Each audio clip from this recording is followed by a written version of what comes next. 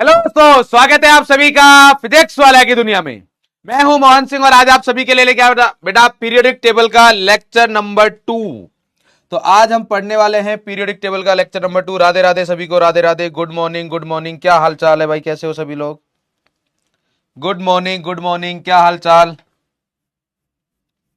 तो कैसे हैं आप सभी लोग? Very very very good morning.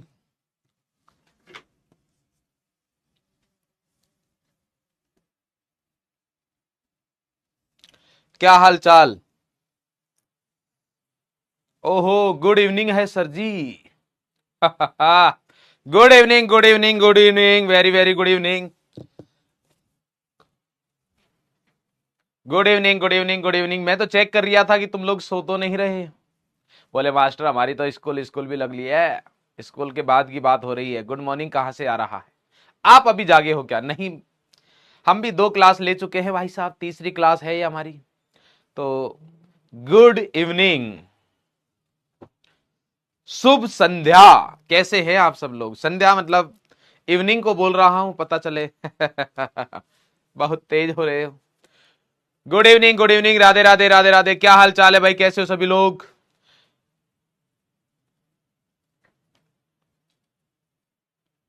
Good good good good good good evening. कल के टॉपिक समझ में नहीं आया बेटा। कल मैंने इनऑर्गेनिक का कोई भी टॉपिक नहीं पढ़ाया था, फिजिकल केमिस्ट्री के ही टॉपिक थे दोस्त। तो वहां पर ज्यादा कुछ था नहीं, मतलब जो भी है पुराना ही है बेटा। सर कब पढ़ाओगे आप? अभी पढ़ाऊंगा। नहीं बोलनी है भाई, चाय क्यों पियेंगे? नहीं पियेंगे। मस्त है, एकदम मस्त रहा करो, जबरदस्त रहा करो भाई। सर आपने ऊपर लग रहा टू क्या क्या बोल रहे हो, पता नहीं चल रहा है। Good evening. अबे यकीन से भी आया कोई भाई? Good evening, good evening, good evening, good evening. हाँ मैं भी राजस्थान से हूँ भाई साहब। हाँ हाँ, अर्जुना है, मेरे को पता है अर्जुना है। अब मतलब हद हो गई यार, क्या बात कर रहे हो, हमको पता है अर्जुना है भाई। Good evening.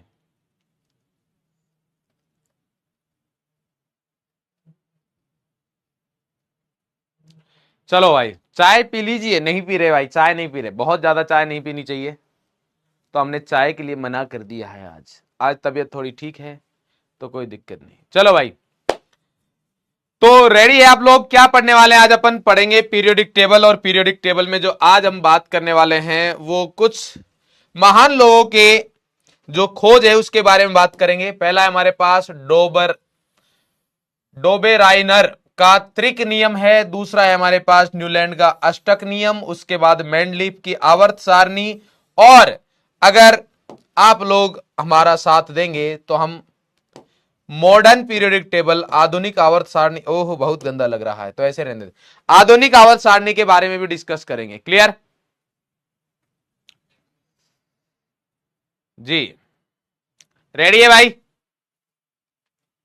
सर आगे क्या? तो मुस्कान बेटा आपकी आंखें, डॉक्टर के पास जाइए। आंखें मतलब क्या खराब है क्या? दिख नहीं रहा है? क्या हो गया है? भाई ये मतलब हो क्या गया है, दिख नहीं रहा है? देखिए भैया, ये 3 शानदार टॉपिक पढ़ने वाले हैं हम। 3 बहुत ही जबरदस्त टॉपिक पढ़ने वाले हैं। क्या आप सभी लोग रेडी है? यस, क्या आप सब लोग रेडी है?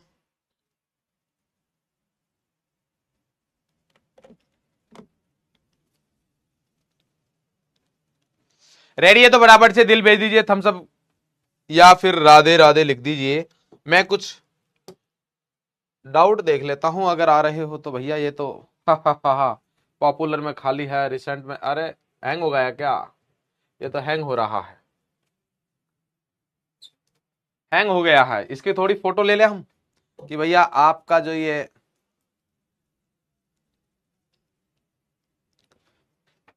हैंग हो रहा है भाई, ये हैंग हो रहा है। देखिए यहाँ पर रिसेंट पर कुछ नहीं आ रहा है, मतलब क्लिक ही नहीं हो रहा है वो इधर से इधर।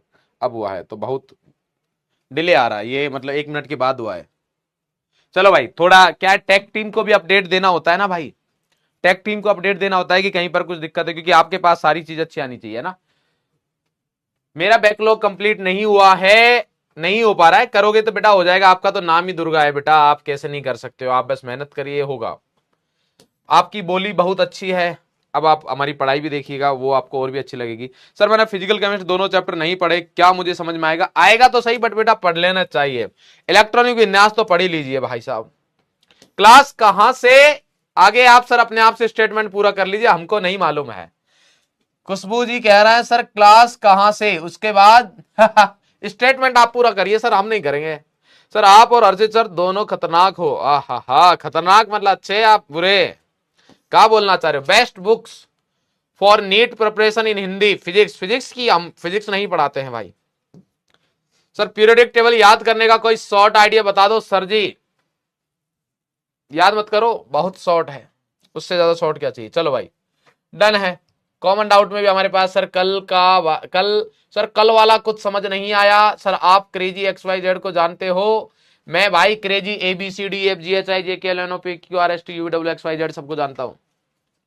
कैसे हो सर? सर आप, अरे भाई एक बार और किया ना तो ब्लॉक मार दिए जाओगे खंडेलवाल जी, पापा फिर दोबारा नहीं भरेंगे फीस। सर पीरियोडिक टेबल याद करने का, अरे यार ये देखो मोइन शेख जी, ये शॉर्ट तरीके वाले बेटा नीट के एग्जाम से दूर रहे। जिनको शॉर्टकट चाहिए वो नीट के एग्जाम से अभी दूर हो जाए, क्योंकि शॉर्टकट वालों का ना तो नीट में सिलेक्शन होता है ना जेई में होता है। शॉर्टकट से बचे और प्रोसेस पर फॉलो करे। भ्रामक चीजें बहुत मिल रही है मार्केट में, सोशल मीडिया पे, आप यूट्यूब पर देखोगे, इधर उधर देखोगे तो आपको शॉर्टकट बहुत सारी चीजें मिलती है, वो दिखती अच्छी है बट वो आपके एग्जाम के लिए हेल्पफुल नहीं रहती है। तो प्लीज मेरी आप सभी से विनती है, रिक्वेस्ट है, दरख्वास्त है, थोड़ा सा आदेश भी है और थोड़ा सा सुझाव भी है कि बेटा शॉर्टकट से बचे और मेहनत पर फोकस करे। अभी आपने जर्नी जस्ट आपकी स्टार्ट हुई है, तो जितना प्रोसेस ओरिएंटेड रहोगे, जितना प्रोसेस को फॉलो करोगे, जैसे टीचर्स आपके बोल रहे वैसे काम करोगे तो बेटर आपका रिजल्ट आएगा और बढ़िया रिजल्ट आएगा। बट अगर आप बेटा प्रोसेस को छोड़ के शॉर्टकट पर जाओगे तो आपको कुछ टाइम के लिए चीजें अच्छी लगेंगी, बट शॉर्टकट वाले यकीन बेच लेते हैं भाई, उसके बाद दूसरा यकीन लेता है, फिर तीसरा, फिर 3-4 साल यकीन लेके फिर उनको खुद पे यकीन नहीं रहता है। तो कृपया करके शॉर्टकट पर ना जाए। फिजिक्स के लिए भाई साहब हमको नहीं पता है, चलो ठीक है, ये तो अब वही आगे डाउट हमारे पास ऐसा कुछ है नहीं। चलो भाई, अगर किसी ने फिजिकल केमिस्ट्री नहीं पढ़ी तो क्या करे? तो पढ़े भाई। अगर किसी ने फिजिकल केमिस्ट्री नहीं पढ़ी है तो पढ़े उसको, इनऑर्गेनिक तो हम पढ़ा ही रहे हैं। PYQ होंगे भाई रवि सारंग जी, अभी आपकी हमसे मुलाकात हो रही है, जरा ठहरो, आ जाइए भाई। तो सबसे पहले अपन बात करते हैं हमारे पास पीरियोडिक टेबल की, तो स्टार्ट कर दिया जाए मेरे हिसाब से। तो अगर मैं बात करूं हमारे पास गुड सर, अरे भाई देख इधर, अगर किसी का मेरे को फालतू का कमेंट दिखाई दिया ना तो पहली बात तो कि उसका नेट क्लियर नहीं होगा, दूसरी बात मैं उससे बात करूंगा, तीसरी बात उसको ब्लॉक मार दिया जाएगा। ठीक है, डन, बहुत बढ़िया, शाबाश, आ जाओ। तत्वों का वर्गीकरण क्यों आवश्यक है भाई साहब? क्यों, क्या जरूरत क्या है अगर तत्वों के वर्गीकरण की? ऐसे ही तो ठीक है यार, क्यों क्यों ये सिलेबस में क्यों लेके आए?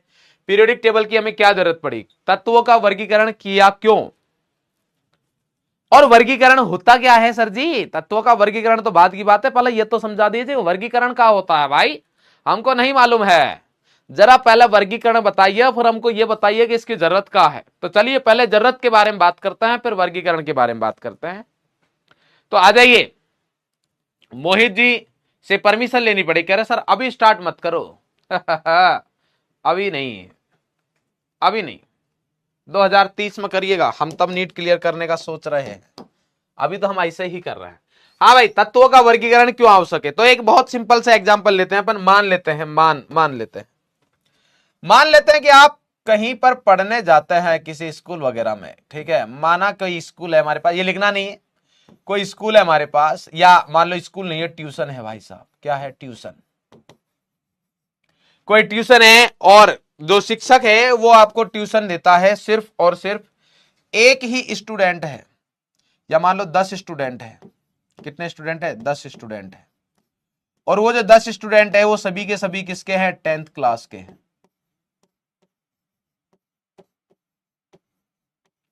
क्या है भाई? 10 स्टूडेंट है और सभी के सभी क्या है? 10th क्लास के हैं। आप न्यू स्टूडेंट हो, पुराने हो, यहां पर पढ़ाई पर ध्यान दो, अदरवाइज ठीक है बेटा, फिर मजा नहीं आएगा यार आपको और मेरे को, है ना। इधर ध्यान देंगे अभी। कोई ट्यूशन है, वहां पर 10th के स्टूडेंट है हमारे पास, वहां पर 10 स्टूडेंट है 10th क्लास के, क्लियर है।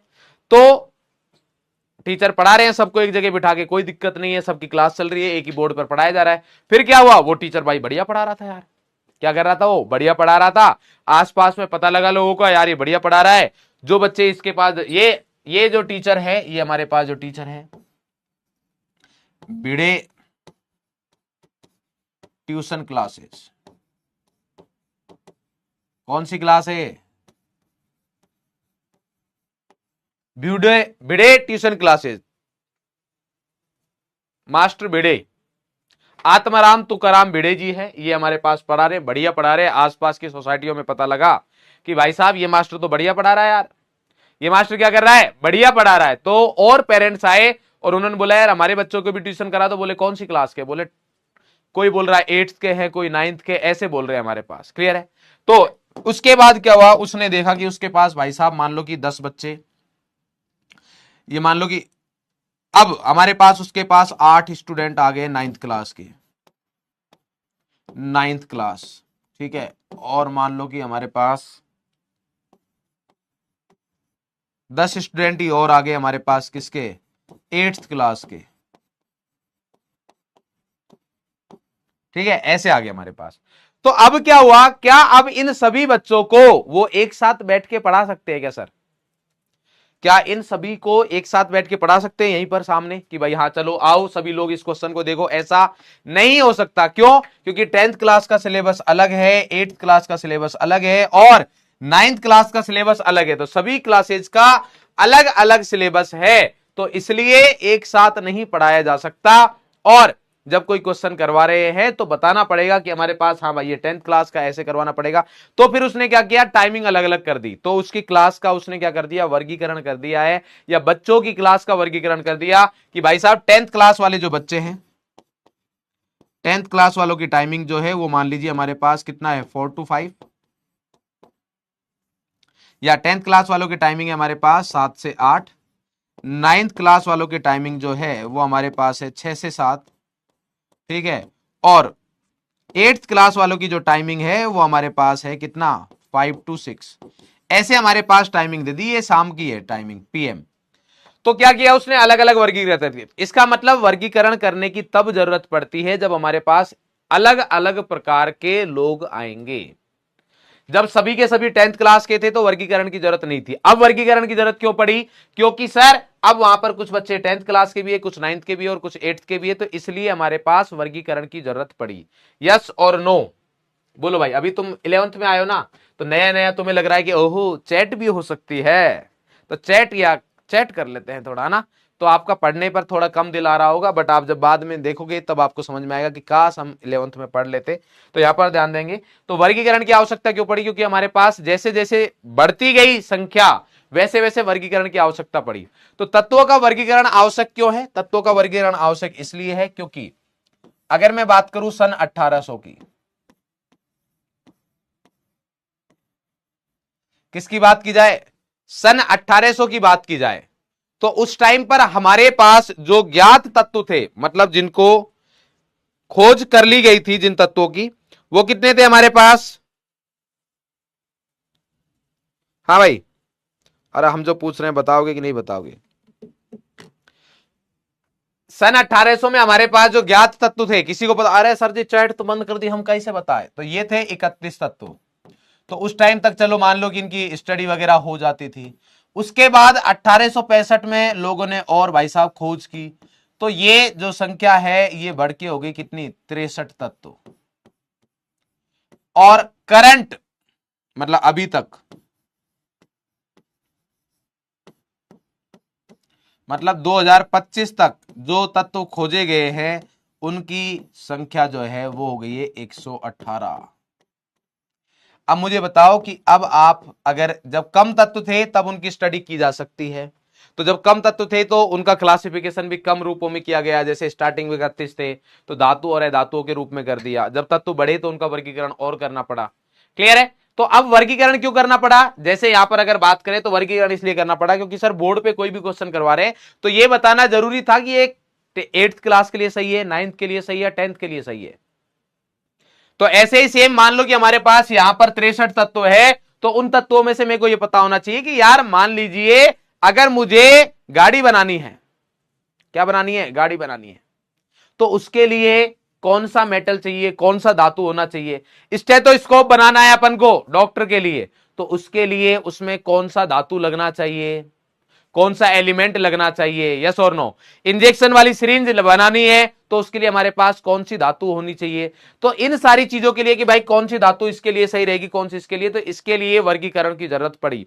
तो सबसे पहली बात, हमारे पास जैसे जैसे तत्व बढ़ते गए तो अधिक तत्वों की संख्या को सही रूप से पढ़ने के लिए, मतलब तत्वों की सही जानकारी के लिए, जो भी हमारे पास ज्ञात तत्व है उनकी सही जानकारी के लिए, उनको सही तरीके से पढ़ने के लिए हमें वर्गीकरण की आवश्यकता पड़ी। तो तत्वों का वर्गीकरण क्यों आवश्यक है, क्योंकि सर सन 1800 में ओनली 31 तत्व नॉन थे, 1865 में ये तत्व 63 हो गए और 2025 तक ये तत्व 118 हो गए। तो इन तत्वों को सही रूप से इनकी जानकारी जुटाने के लिए इनके वर्गीकरण की आवश्यकता हुई। तो सबसे पहले लिख लो तत्वों का वर्गीकरण क्यों आवश्यक है, तो यहां पर ये लिख लीजिए फटाफट से, जल्दी जल्दी जल्दी, शाबाश। यही लिखना है हमारे पास, साथ के साथ कॉपी करते चलेंगे। जैसा कि मैंने आपको कल बोला कि मैं आपको क्लास में ही टाइम दूंगा कॉपी करने का, बट वो कॉपी तो बेटा आप ही को करना पड़ेगा, मैं कॉपी नहीं कर पाऊंगा। अरे यस और नो, कॉपी तो आप ही को करना पड़ेगा। क्लियर है क्या?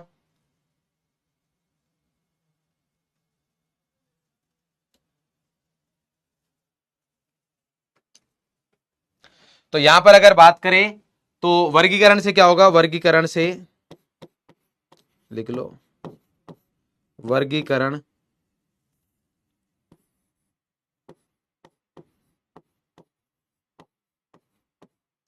भिड़े वाली बात मत लिखना, चाहे ये लिख लो बस, वर्गीकरण से तत्वों का अध्ययन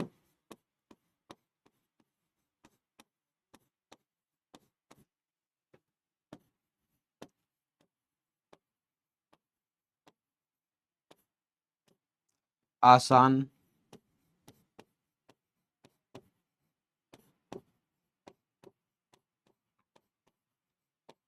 हो गया। पहली चीज, तत्वों के वर्गीकरण से क्या हो गया, इनका जो अध्ययन है वो क्या हो गया, आसान हो गया है। उसके अलावा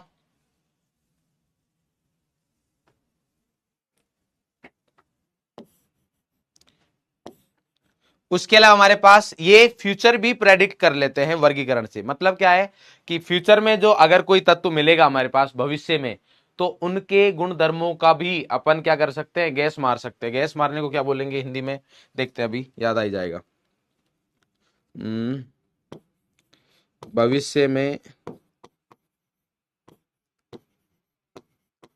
नए तत्वों की खोज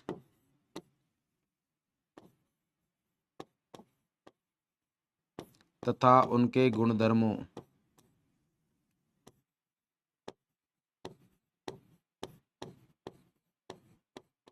गुणधर्मों मतलब उनकी जो प्रॉपर्टी है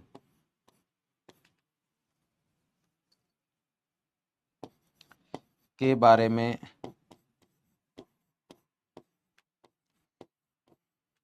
गैस करना, गैस करने को बोलते हैं आकलन।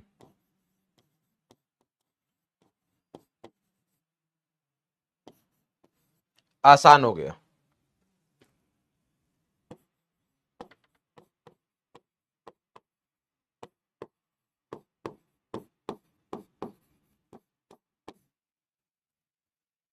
क्लियर? तो अब ये आता है कि अब यहां पर हमारे पास इनका वर्गीकरण करना है अपन को, तो ये फटाफट से करो। तो सबसे पहले जो सबसे छोटा वर्गीकरण किया गया वो हमारे पास सिर्फ और सिर्फ दो ही रूपों में किया गया, वो क्या होते हैं, धातु और अधातु। जल्दी करो, शाबाश, जल्दी जल्दी जल्दी, टाइम नहीं भाई।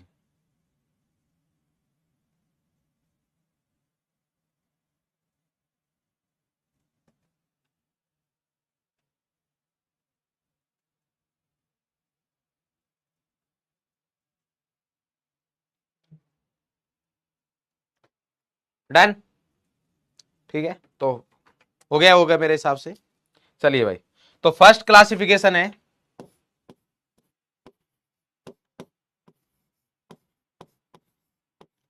सबसे पहले हमारे पास जो तत्वों का वर्गीकरण किया गया, इसके साइंटिस्ट वगैरह के नाम से अपन को कोई लेना देना नहीं है, ठीक है। पहला जो किया गया, सबसे पहले तत्वों को दो रूपों में बांटा गया। तत्व यानी कि जो एलिमेंट है उसको दो कैटेगरीज में डिवाइड कर सकते हैं। वो कौन कौन से हैं? एक है हमारे पास ये, और एक है हमारे पास ये। ये कौन सा है? ये है हमारे पास धातु, मेटल्स, और दूसरा है हमारे पास अधातु, नॉन मेटल्स।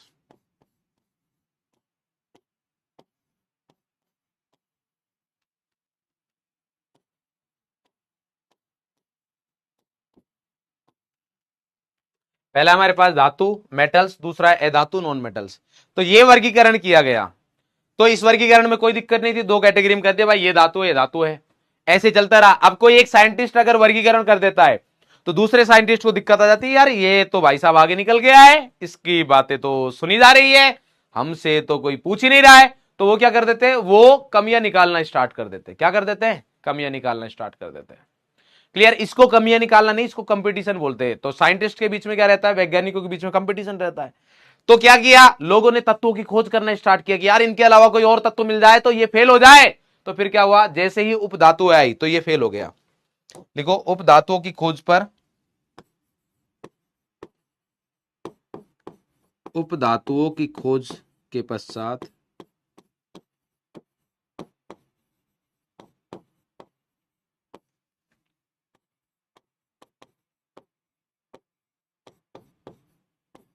यह है फेल हो गया। और दूसरी बात यह है कि इसने बहुत मोटा मोटा सा वर्गीकरण किया था, बहुत मोटा मोटा सा। मतलब ये तो ऐसा हो गया कि भाई साहब ये 10th क्लास के, 9th क्लास के। अब 10th और 9th में भी बच्चे कैसे हैं, किसका कौन सा सब्जेक्ट वीक है, वो चीज भी तो पता होनी चाहिए, किस पर क्या काम करना है। तो ऐसे ही है, तो इसने छोटा छोटा बता दिया भाई धातु है, धातु है, तो ऐसे थोड़ी ना काम चलेगा। क्लियर? तो इसके बाद हमारे पास एक और साइंटिस्ट आया, वो बढ़िया साइंटिस्ट था।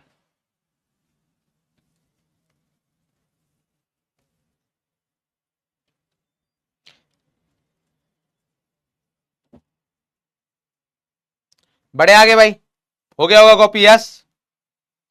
नेक्स्ट हेडिंग डालेंगे हमारे पास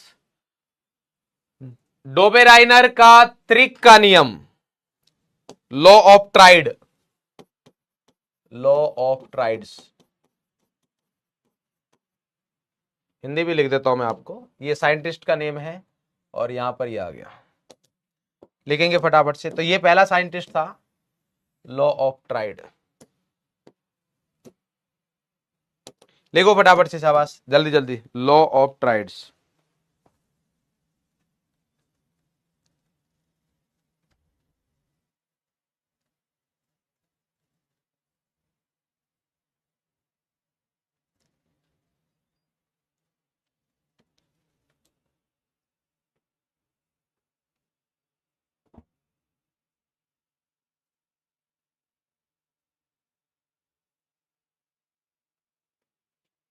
इसने क्या किया? नाम से ही पता चल रहा है, त्रिक। त्रिक का मतलब क्या होता है? तीन। मतलब इसने तीन तीन की जोड़ी बना दी। अब तीन कैसे सेलेक्ट किए इसने? तीन सेलेक्ट किए जिनके गुण लगभग समान प्रकार के, मतलब एक जैसे से गुण है, एक जैसे से गुण है। और उसमें क्या किया कि बीच में उसने उस तत्व को रखा जिसका द्रव्यमान, परमाणु द्रव्यमान, बाकी दोनों के द्रव्यमान का औसत है। तो इसने तीन तीन तत्वों को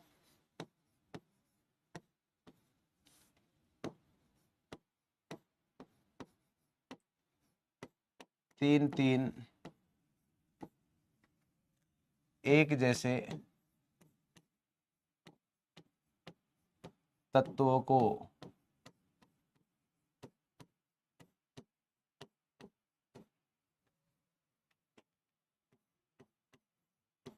एक साथ रखा, एक साथ इस प्रकार रखा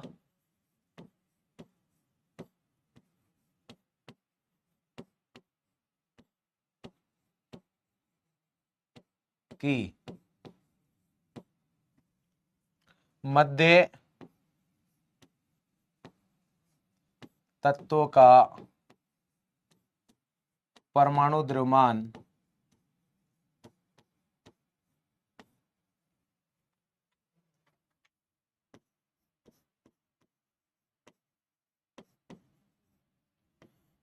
तथा गुणधर्म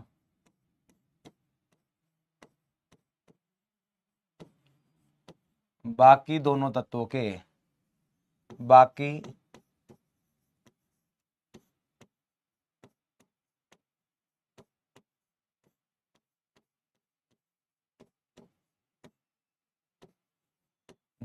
के औसत के बराबर होता है।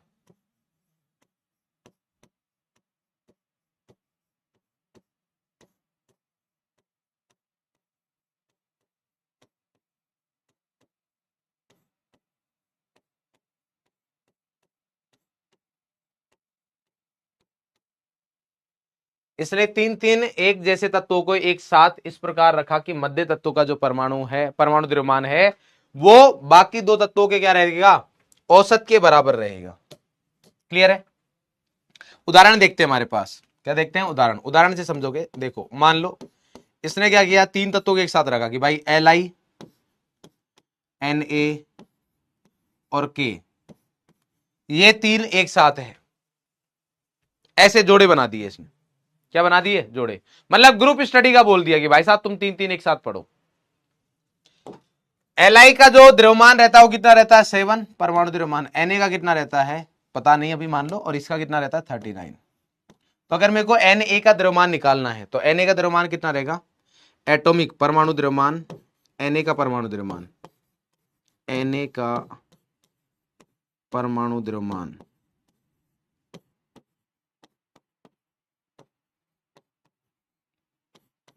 कितना रहता है, कितना रहेगा, Li यानी कि 7 प्लस 39, और इनका औसत लेंगे तो बटे 2 बराबर कितना आता है 23, जो कि होता भी है, जो कि क्या है यहां पर, होता भी है। इसका मतलब इसकी तो भाई बात बन गई, यस और नो। इसने बोला कि भाई जो तीन तीन का आप जोड़ा रख रहे हो उसमें जो बीच वाला तत्व है वो तत्व रहेगा जिसका परमाणु द्रव्यमान बाकी दोनों के द्रव्यमान के औसत के बराबर रहेगा।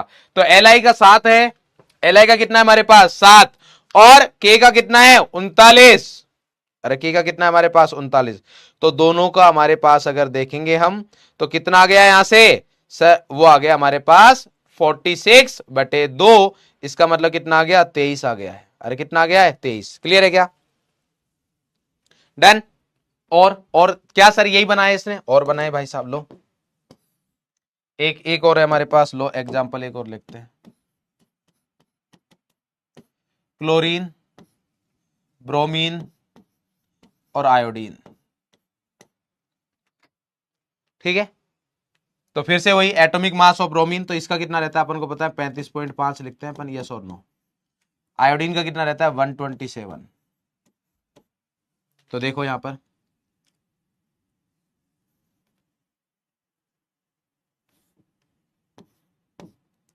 तो ब्रोमीन का परमाणु द्रव्यमान, ब्रोमीन का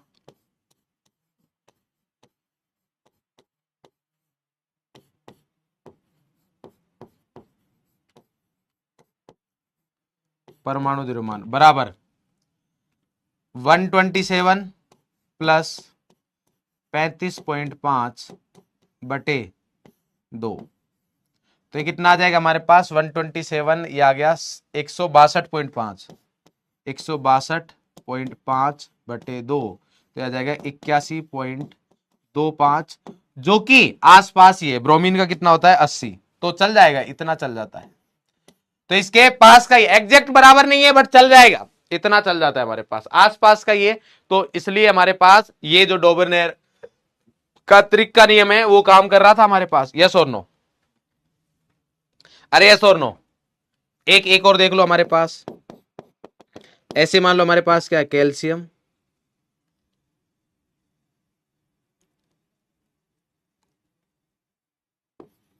स्ट्रोंशियम और बेरियम। क्लियर, बेरियम का कितना रहता है 137, कैल्शियम का कितना रहता है हमारे पास 40, अरे बेरियम का कितना रहता है हमारे पास 137 और इसका कितना रहता है हमारे पास 40। क्लियर है। तो अब यहां पर निकालो वही सेम का परमाणु द्रव्यमान या परमाणु भार, जो भी लिखना चाहो, परमाणु द्रव्यमान लिखते आ रहे तो वही लिखते हैं, परमाणु द्रव्यमान।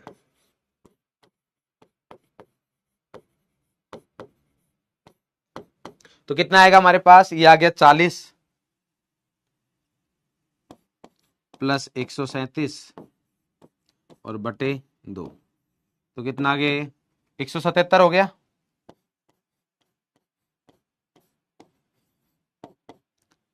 8, 1 बचा 8.5, और इसका स्ट्रोंशियम का जो रहता है वो रहता है 88, तो लगभग समान है। लगभग क्या है, समान है। तो ये बिल्कुल सही चल रहा था, बट जब इससे बोला कि भाई सभी तत्वों को रख, तो ये सभी तत्वों को नहीं रख पाया। तो इसकी कमी क्या थी, इसकी कमी सभी तत्वों के लिए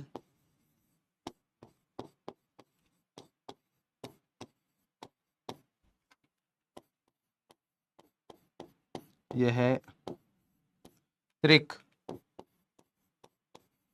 नहीं बना पाया।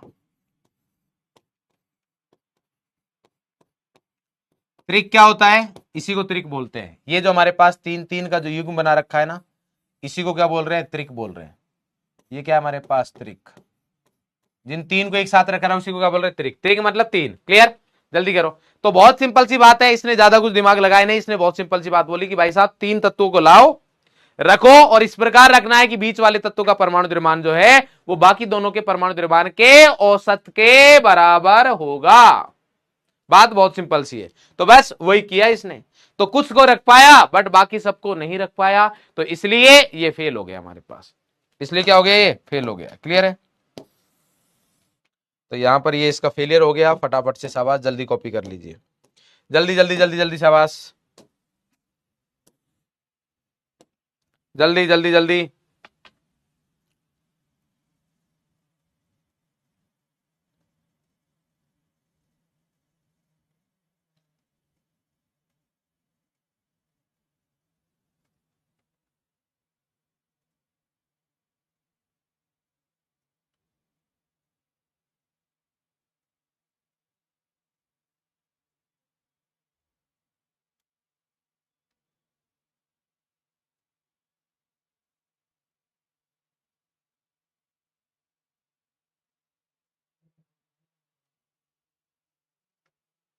डन,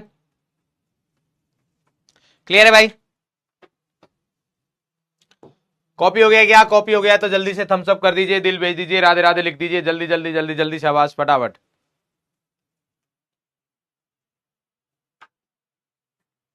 जल्दी जल्दी जल्दी। अगर क्लियर है तो फटाफट से थम्स अप कर दीजिए, दिल भेज दीजिए, राधे राधे लिख दीजिए।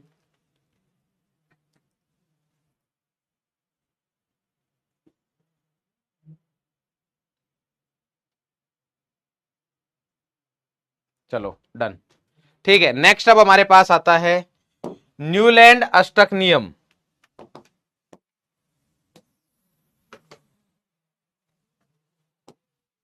Newland octave rule.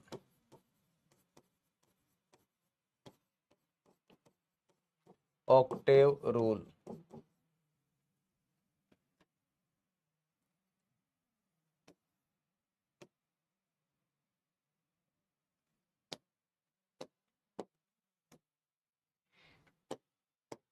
हाँ भाई, ये हमारे पास पहला साइंटिस्ट है जिसने तत्वों को एक फिक्स ऑर्डर में रखा। ये हमारे पास पहला साइंटिस्ट है।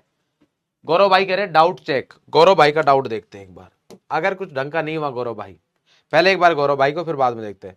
आदिल, मैं भी अलवर से ही हूं, ठीक है भाई। और एक दो पर और होता है, बट ऐसे हर एक को मतलब जोड़े याद रखने की जरूरत नहीं है, वो आप पता लगा सकते हो जब आपको परमाणु द्रव्यमान पता है। तो चेक कर लो कि वो एवरेज आ रहा है नहीं आ रहा। एवरेज आ रहा है तो काम कर रहा है, नहीं आ रहा तो नहीं करेगा। क्लियर। धातु, अरे धातु के बारे में किसने बताया, क्या जरूरत है भाई उसकी, क्या हो गया तेरे को। लेवोजियर ने बताया था, वैसे लेवोजियर।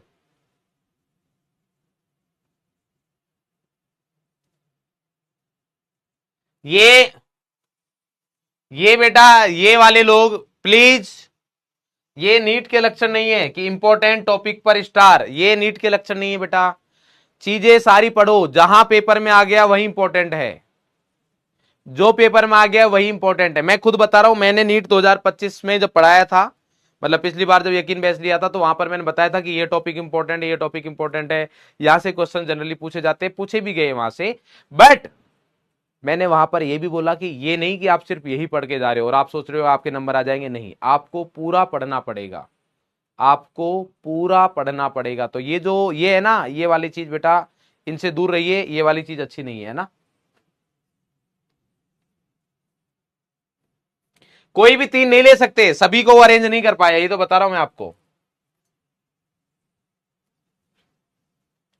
सर प्लीज थ्योरी अच्छे से लिखवाओ। और कितने अच्छे से लिखवाते हैं देखना, ये और कितने अच्छे से लिखवाते हैं। किसने कहां के लिए लिखा है इसने? अच्छा वो तो चला गया बेटा।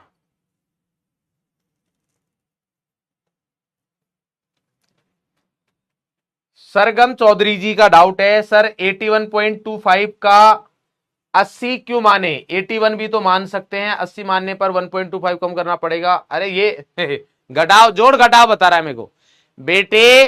कौन है सरगम चौधरी जी? मैं आपको यह बता रहा हूं कि जब त्रिक नियम से देखा गया तो ब्रोमीन का आ रहा था 81.25, जबकि एक्चुअल में ब्रोमीन का जो परमाणु द्रव्यमान होता है वो 80 होता है।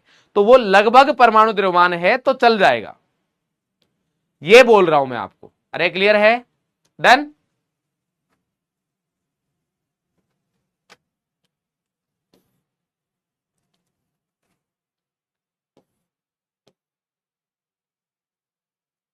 ये बता दिया बेटा मैंने सरगम जी। चलो आ जाइए, बस बस हो गया।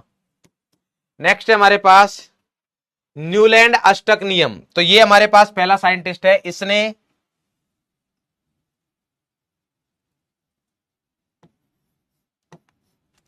यह है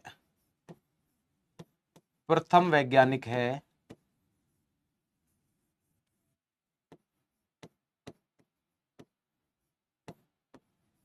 वैज्ञानिक थे ये ये प्रथम वैज्ञानिक थे जिन्होंने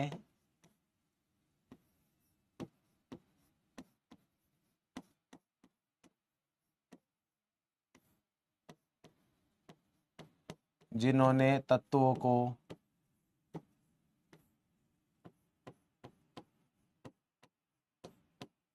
एक निश्चित क्रम में रखा।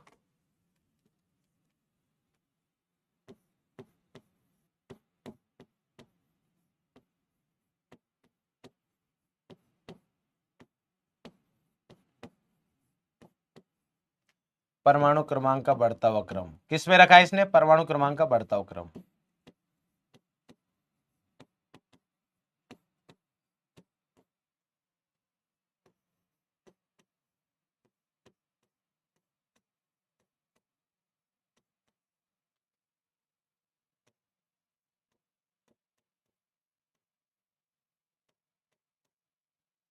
ये प्रथम साइंटिस्ट थे जिन्होंने तत्व को परमाणु क्रमांक के बढ़ते हुए क्रम में रखा है। तो इन्होंने क्या नियम दिया? बोला इन्होंने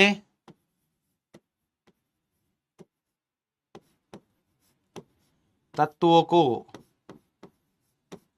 उनके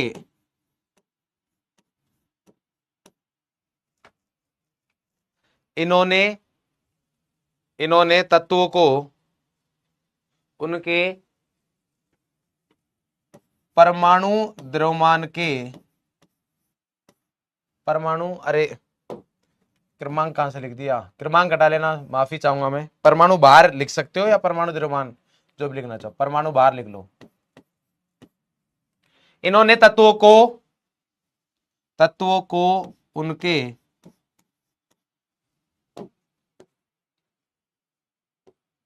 परमाणु भार के बढ़ते क्रम में परमाणु भार के बढ़ते क्रम में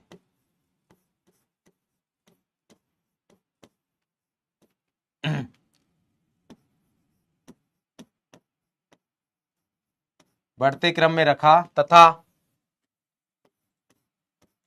यह पाया कि प्रत्येक परमाणु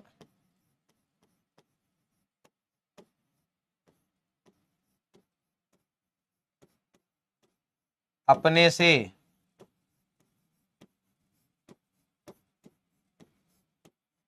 8वें या प्रत्येक परमाणु या प्रत्येक तत्व, परमाणु या तत्व जो भी लिखना चाहो, अपने से 8वें तत्व, परमाणु या तत्व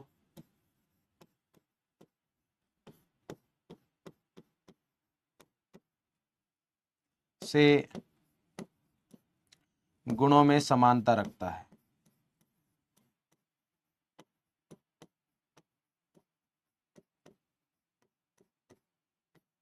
समानता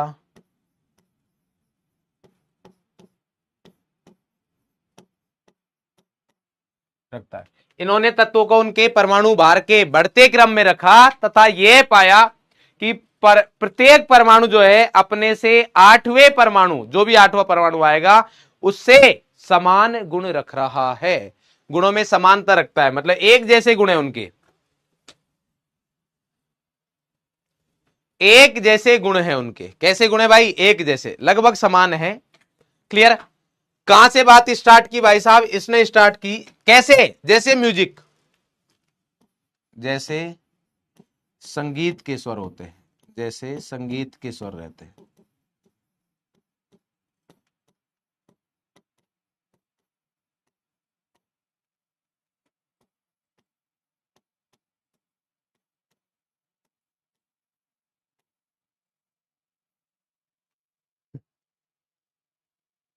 जो राजस्थान के हैं उन्होंने कुछ टाइम पहले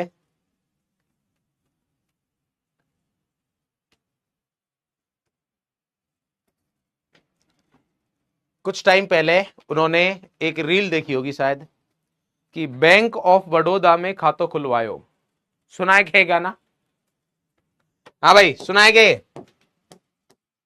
संगीत के स्वर कौन से हैं? सा, रे, गा, मा, पा, दा, नी, और वापिस से क्या जाएगा? वापिस से सा।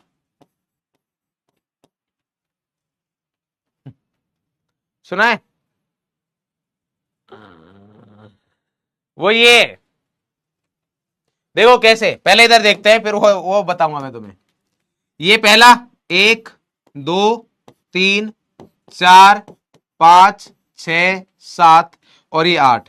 तो पहला और 8वां क्या है? सिमिलर टाइप के हैं। पहला और 8वां क्या है? सिमिलर टाइप के। तो ऐसे ही तत्वों को भी इसने रखा और पहला तत्व और 8वां तत्व के जो गुण है वो समान है। समान मतलब गुणों में समानता रखते हैं। उनके गुणों में क्या मिली? समानता मिली। क्लियर है? तो जैसे आपने वो गाना सुना होगा बता देता हूं, bank of Baroda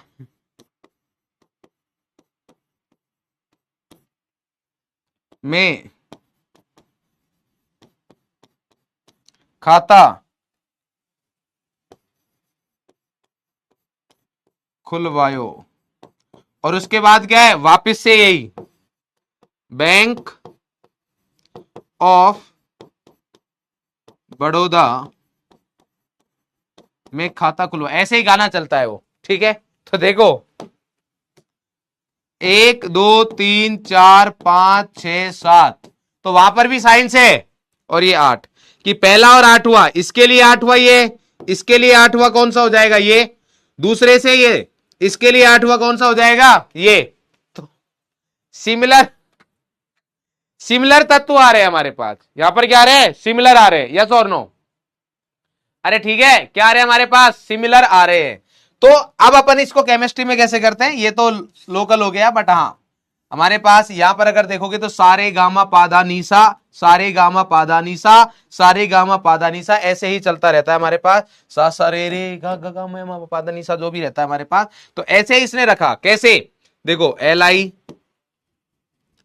beryllium, boron, carbon, nitrogen, oxygen, fluorine. उसके बाद क्या है? Sodium, magnesium, aluminium, silicon, phosphorus, sulphur, chlorine. और उसके बाद क्या जाएगा? पोटेशियम और कैल्शियम। उस टाइम पर इनर्ट गैसें नहीं थी। विकास जी रुक जाओ बेटा, कितना विकास करवाओगे, सुन लो अभी। एक तो पहले कुछ पढ़ाया नहीं ना, उससे पहले दाऊ दाऊ दाऊ मत चिल्लाया करो। अभी सुन लो इधर ध्यान से, आराम से एक एक करके सारी चीज देखेंगे। Lithium, beryllium, boron, carbon, nitrogen, ये दे रखे हमारे पास, इसने इतने तत्वों को रखा हमारे पास। क्लियर है? तो ये देखा कि हमारे पास जैसे ये पहला है, अगर ये पहला है तो ये 8वां बैठेगा, देखना। अगर ये पहला मान के चलते हैं तो ये अपने से 8वें, ये इसके लिए 8वां है। गिन लो चाहे, 1 2 3 4 5 6 7 8। तो बेरिलियम और मैग्नीशियम के गुण क्या रहेंगे? गुणों में समानता रहेगी। ऐसे मान लो कार्बन, तो कार्बन के लिए अष्टक नियम के अनुसार कौन सा तत्व आएगा? सिलिकॉन। कैसे? 1 2 3 4 5 6 7 8। तो ये अगर पहला है तो ये क्या रहेगा? 8वां रहेगा। आप गिन सकते हो, ये पहला हुआ तो 1 2 3 4 5 6 7 8, यानी कि Li और Na के गुण एक समान रहेंगे, सिमिलर टाइप के गुणों में समानता रहेगी। Na के लिए क्या आ गया? Na के लिए हमारे पास एक तो ये है, Na के गुण K के समान है और Na के गुण Li के भी समान है। कोई जरूर नहीं कि आप आगे ही चलो, पीछे भी चल सकते हो। बोले Na के लिए कौन सा है? तो Na के लिए हमारे पास कौन सा है? Na के लिए एक तो ये आएगा 1 2 3 4 5 6 7, और ये क्या आ गया? 8। दूसरा अगर पीछे चलोगे तो 1 2 3 4 5 6 7 8, तो ये आ गया। तो पहला और 8वां तत्व के गुणों में क्या रहेगी? समानता रहेगी। तो इसने भाई बहुत बढ़िया काम किया और चेक किया गया, बिल्कुल सच में होता भी ऐसा है कि बोरोन का एल्यूमिनियम बिल्कुल एक जैसे गुण है। यहां पर Mg का है वो कैल्शियम से भी गुण मिलते हैं, Mg के बेरिलियम से भी मिलते हैं। इन तीनों के गुणों में क्या मिलती है? समानता मिलती है। नाइट्रोजन के फॉस्फोरस, ऑक्सीजन के सल्फर, फ्लोरीन के क्लोरीन, इनसे मिलते हैं। कुछ लोग ये सोच सकते हैं कि सर यहां पर नियोन क्यों नहीं रखा? क्योंकि बेटा उस टाइम तक इनर्ट गैसेज डिस्कवर नहीं हुई थी, इनकी खोज नहीं हुई थी। इनर्ट गैस जो अक्रिय गैस है उनकी खोज नहीं हुई थी उस टाइम पर। क्लियर है? तो यहां पर ये रखा, तो ये बिल्कुल सही है। बट पॉइंट ये है कि सर फिर इसमें क्या दिक्कत थी? इसमें दिक्कत ये थी कि सिर्फ ये कैल्शियम तक ही कर पाया था। कहां तक कर पाया था? कैल्शियम तक ही कर पाया था, उसके बाद नहीं कर पाया। ये जो तत्वों का वर्गीकरण कर पाया सिर्फ और सिर्फ कहां तक कर पाया था? कैल्शियम तक कर पाया था, उसके बाद नहीं कर पाया। तो कैल्शियम तक कर पाया था हमारे पास, यहां तक ठीक है। क्योंकि कैल्शियम के बाद क्यों नहीं कर पाया? क्योंकि कैल्शियम के बाद अगला तत्व क्या है? स्कैंडियम। और ये अपन आगे पढ़ेंगे ये किसका है? डी ब्लॉक का है। अरे ये किसका है? डी ब्लॉक का है। तो इसके गुण इससे नहीं मिलेंगे, डी ब्लॉक से मिलेंगे। किससे मिलेंगे? डी ब्लॉक वालों से। तो ये फिर अलग हो जाएगा। तो इसकी जो कमी रही वो ये रही कि ये तत्वों को केवल कहां तक व्यवस्थित कर पाया? ये तत्वों को केवल इस कैल्शियम तक व्यवस्थित कर पाया था। क्लियर है? तो यहां पर इसकी कमी देख लो, यहां कमी लिखेंगे फटाफट से।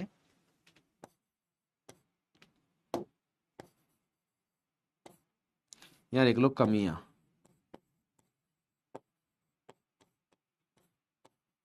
यह है तत्वों को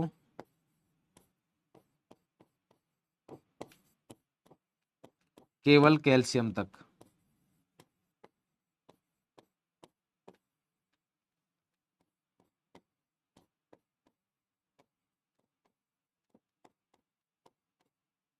व्यवस्थित कर पाया। कैल्शियम के बाद ये लागू नहीं होता है, कैल्शियम के बाद ये लागू नहीं होता है। मैं कुछ डाउट देख लेता हूं, तब तक आप कॉपी कर लो। 15 तत्व ही है इसमें। हाँ मतलब यही है, इसके अलावा और नहीं है। वैसे अगर इनको गिनोगे तो 15 नहीं, मतलब 16 है मेरे हिसाब से, अगर आपको गिनती आती है तो। 1 2 3 4 5 6 7 14 15 16, तो 16 है बेटे। सर हाइड्रोजन के लिए कौन सा अष्टमी के अनुसार परमाणु रहेगा? कौन से अष्टमी? हाइड्रोजन के लिए कुछ नहीं बोला इसने, हाइड्रोजन के बारे में कुछ नहीं बता पाया। इसने स्टार्ट ही लिथियम से किया था, क्योंकि हाइड्रोजन की तो जगह फिक्स थी नहीं। हाइड्रोजन और ही क्यों नहीं लिए? आशीष कह रहे कि हाइड्रोजन क्यों नहीं लिया और हीलियम क्यों नहीं लिया? यहां पर एच आई नहीं रहता है, वो हीलियम रहता है, HE बोलते हैं उसको। तो बेटा ये राज इनके साथ ही चला गया, न्यूलैंड के भाई साहब, न्यूलैंड भाई साहब के पास साथ ही। अपन तक बताया नहीं इसने, और अभी अपन इनसे पूछ भी नहीं सकते हैं। कभी ऊपर जाऊंगा तो सही, तब इनसे पूछूंगा कि भाई साहब हमारे आशीष कोहली जी का डाउट था कि आपने हाइड्रोजन और हीलियम को क्यों नहीं लिया, है ना। अब तो ये स्वर्ग सिधार चुके हैं, क्योंकि कर्म इनके स्वर्ग वाले ही थे। तो वहां तो अपन पहुंच नहीं सकते अभी, है ना, नहीं तो तुम्हारा सिलेबस रह जाएगा ना यार। तो इसलिए यही रह लेते हैं, क्या बोलते हो? तो उस टाइम तक बेटा इनके बारे में कुछ बात नहीं की थी इसने। क्यों नहीं लिया वो बता दिया है। तो ये वाले जो आपके डाउट आ रहे हैं फालतू के हैं। सर ये कैल्शियम तक ही क्यों है, बता दिया। कैल्शियम तक ही लागू होता है क्योंकि कैल्शियम के बाद हमारे पास 21 नंबर पर जो आता है वो आता है स्कैंडियम, और वो डी ब्लॉक का है, और डी ब्लॉक के गुण इनसे नहीं मैच करेंगे। डी ब्लॉक के गुण जो है, मतलब यहां अगर स्कैंडियम रख दिया तो उसके गुण एल्यूमिनियम के साथ मैच नहीं करते हैं, एल्यूमिनियम के साथ मैच नहीं करेंगे, इसलिए हमारे पास इसका कोई लेना देना यहां पर नहीं है। अरे क्लियर है क्या? यस बोलो भाई, क्लियर है तो या अगर क्लियर है तो फटाफट से चैट में राधे राधे लिख दीजिए, थम्स अप कर दीजिए, दिल भेज दीजिए जल्दी जल्दी जल्दी, जिससे कि अपन आगे बढ़े।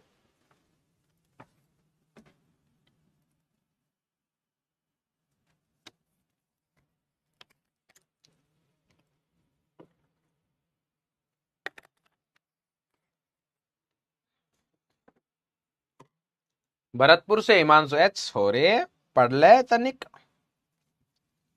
नहीं तो आगे जाके कोई बेयरबानी नहीं मिलेगी तेरे को शादी के लिए, का समझा?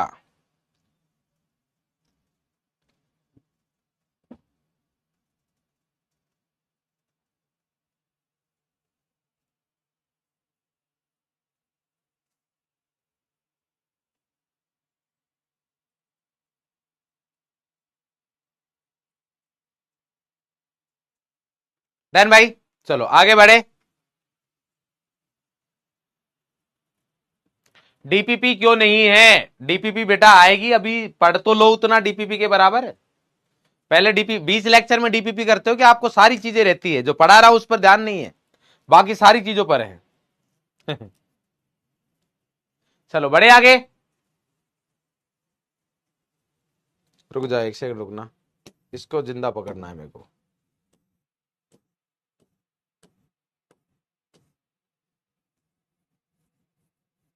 नहीं होता है बेटा।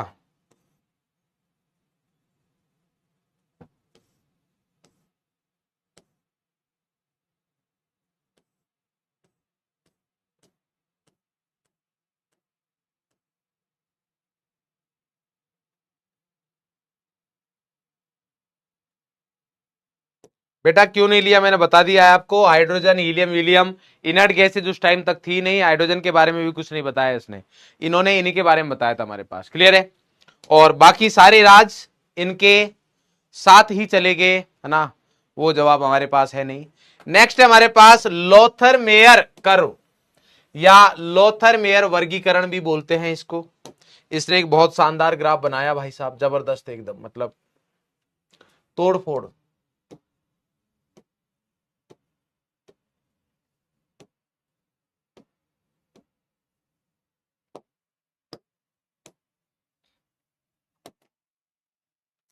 लिखो फटाफट से, लोथर मेयर वर्गीकरण या लोथर मेयर कर्व।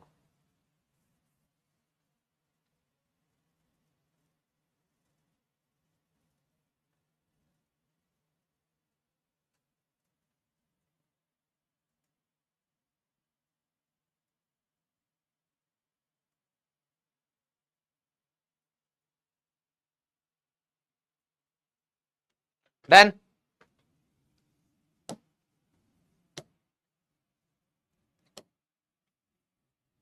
पहले चलो लिख लेते हैं, या पहले ग्राफ बनाए, पहले ग्राफ बनाते हैं। ऐसा एक इन्होंने वक्र बनाया, यहां पर है परमाणु आयतन, लिख सकता हूं कि मैं ऐसे,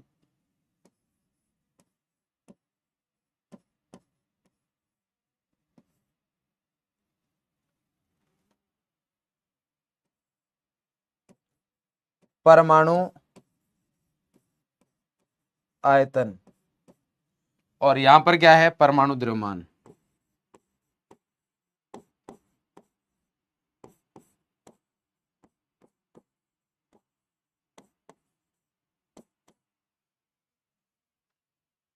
क्या हमारे पास परमाणु आयतन है और क्या है, परमाणु द्रव्यमान है।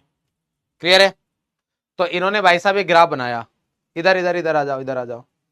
अच्छा चैट ऑन रहेगी कि तुम्हारी? ओहो, चलो आ जाओ, उंगलियां घिस जाएंगी ऐसे तुम्हारी चैट करते करते, है ना, तो उन उंगलियों की रक्षा के लिए मैं चैट ऑफ कर देता हूं। और ऐसा एक बढ़िया सा ग्राफ बनाया इसने भाई साहब, क्या मस्त ग्राफ बनाया, मतलब ऐसा सा कुछ बनाया। और बनाओ क्या, चलो एक और बना देते हैं। क्लियर, ऐसा ग्राफ आया। अब ये ग्राफ क्या बता रहा है उसके बारे में बात करते हैं अपन।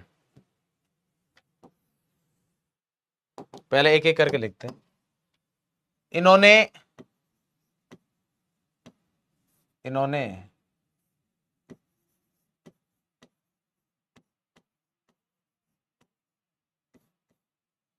परमाणु द्रव्यमान, परमाणु आयतन तथा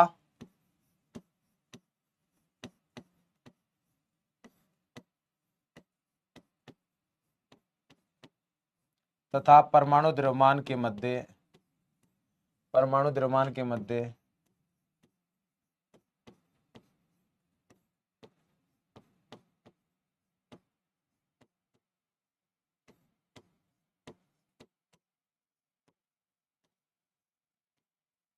आरेख बनाया।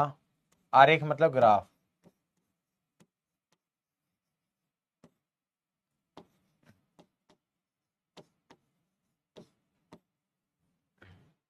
जिसमें पाया गया कि जिसमें पाया गया कि जिसमें पाया गया कि समान गुणों वाले तत्व, समान गुणों वाले तत्व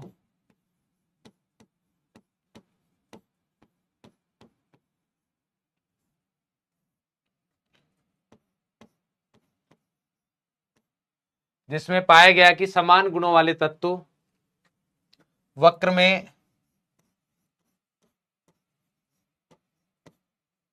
समान स्थिति पर मिलते हैं।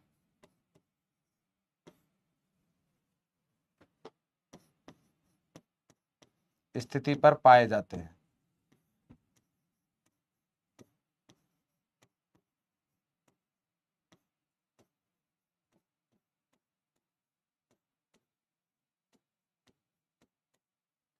इन्होंने परमाणु आयतन तथा परमाणु द्रव्यमान के मध्य आरेख बनाया जिसमें पाया गया कि समान गुणों वाले तत्व वक्र में समान स्थिति पर पाए जाते हैं। का क्या मतलब है देखो, लिखो यहां पर शिखर पर, शिखर जिसको क्या बोलते हैं, चोटी।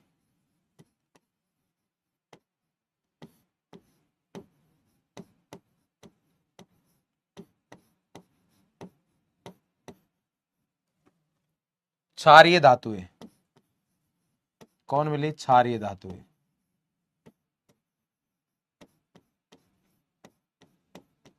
मतलब यहां लिख लो फर्स्ट ए धातु, लिख भी देता हूं मैं आपको। यहां पर जो मिलेगा, यहां मिला Li, यहां मिला Na, यहां मिला K, छोटी छोटी पर ये Rb, और ये क्या मिला Cs।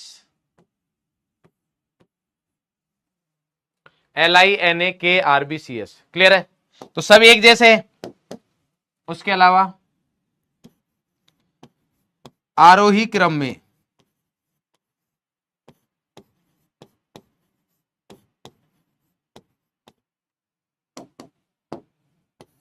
हैलोजन परमाणु,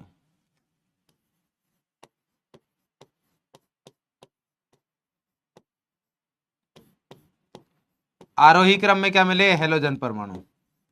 तो लिथियम से पहले तो कोई हैलोजन आता नहीं है, तो यहां पर आएगा। कौन कौन है वो, फ्लोरीन,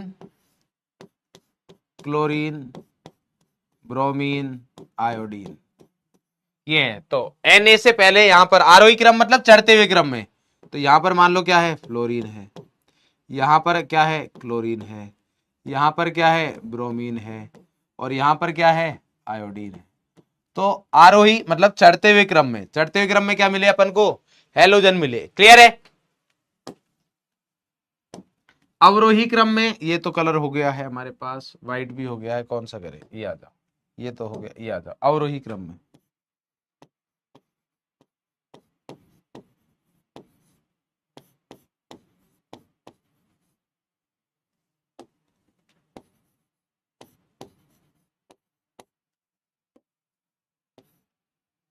अवरोही क्रम में क्या मिलेगा?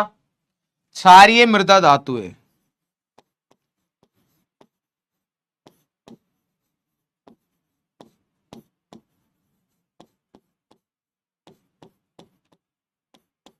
अवरोही क्रम में क्या मिलेंगे? क्षारीय मृदा धातु यानी कि सेकंड ए धातु।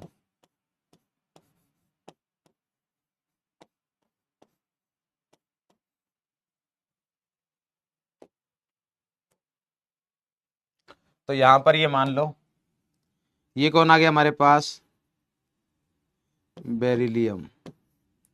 यहां Mg, यहां कौन मिल रहा है?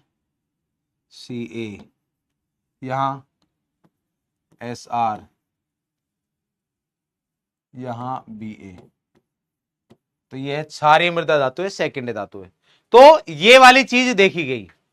अब इसका मतलब क्या है? इसका मतलब यह है कि देखो, अगर आप पीक पर देखोगे, हाइट पर, तो इसका मतलब हाइट बढ़ रही है। इसका मतलब क्या हो रहा है? परमाणु का आयतन बढ़ रहा है। इसका मतलब यह है कि अगर आप देखोगे तो सबसे ज्यादा आयतन किसका मिलेगा आपको? क्षारीय धातुओं का आयतन सबसे ज्यादा रहने वाला है। इस ग्राफ में अपन क्या बोल सकते हैं कि क्षारीय धातुओं का आयतन क्या है? सबसे ज्यादा है। यस और नो? इसमें अपन क्या बोलेंगे? क्षारीय धातुओं का आयतन क्या है? सबसे ज्यादा, क्योंकि उसकी पीक सबसे ज्यादा है, मतलब हाइट ज्यादा है। और हाइट पर कौन है? परमाणु आयतन। फटाफट से बनाओ, चलो शाबाश, जल्दी जल्दी।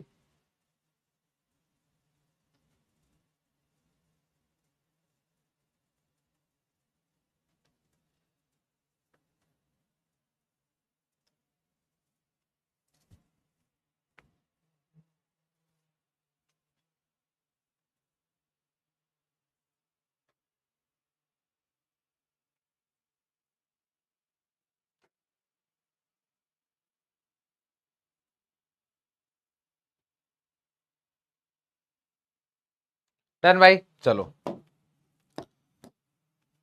इस रिजल्ट से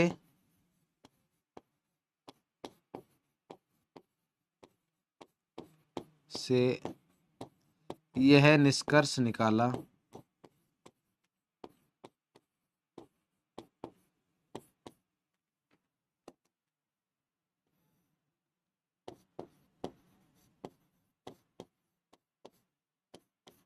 कि तत्वों के भौतिक गुण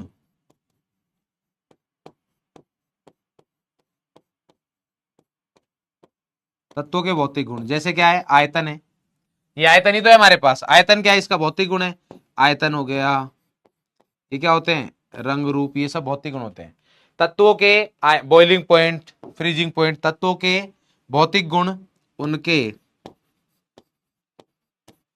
तत्वों के भौतिक गुण उनके परमाणु द्रव्यमान के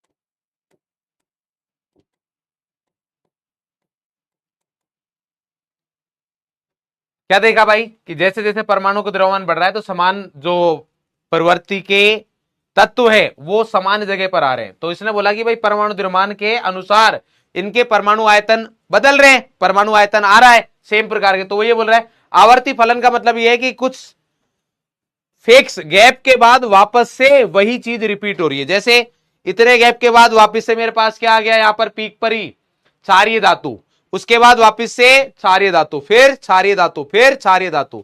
तो ये क्या हो रहा है हमारे पास? इसी को आवर्ती फलन बोलते हैं कि किसी निश्चित अंतराल के बाद वापस से गुणों की पुनरावृत्ति होना या समान तत्वों की एक जैसे तत्वों की पुनरावृत्ति होने को ही क्या बोलते हैं अपन? आवर्तिता बोलते हैं, आवर्ती बोलते हैं। क्लियर है? तो ये बोल रहा है कि जो परमाणु द्रव्यमान है उसके अनुसार चीजें बदल रही है, बट इसका कोई एक्सपेरिमेंटल मतलब कोई एक्सपेरिमेंट वगैरह नहीं किया गया, तो जिसके आधार पर इसको फिर खारिज किया गया और फिर इसको नहीं माना गया। क्लियर? चलिए भाई जल्दी करिए, शाबाश।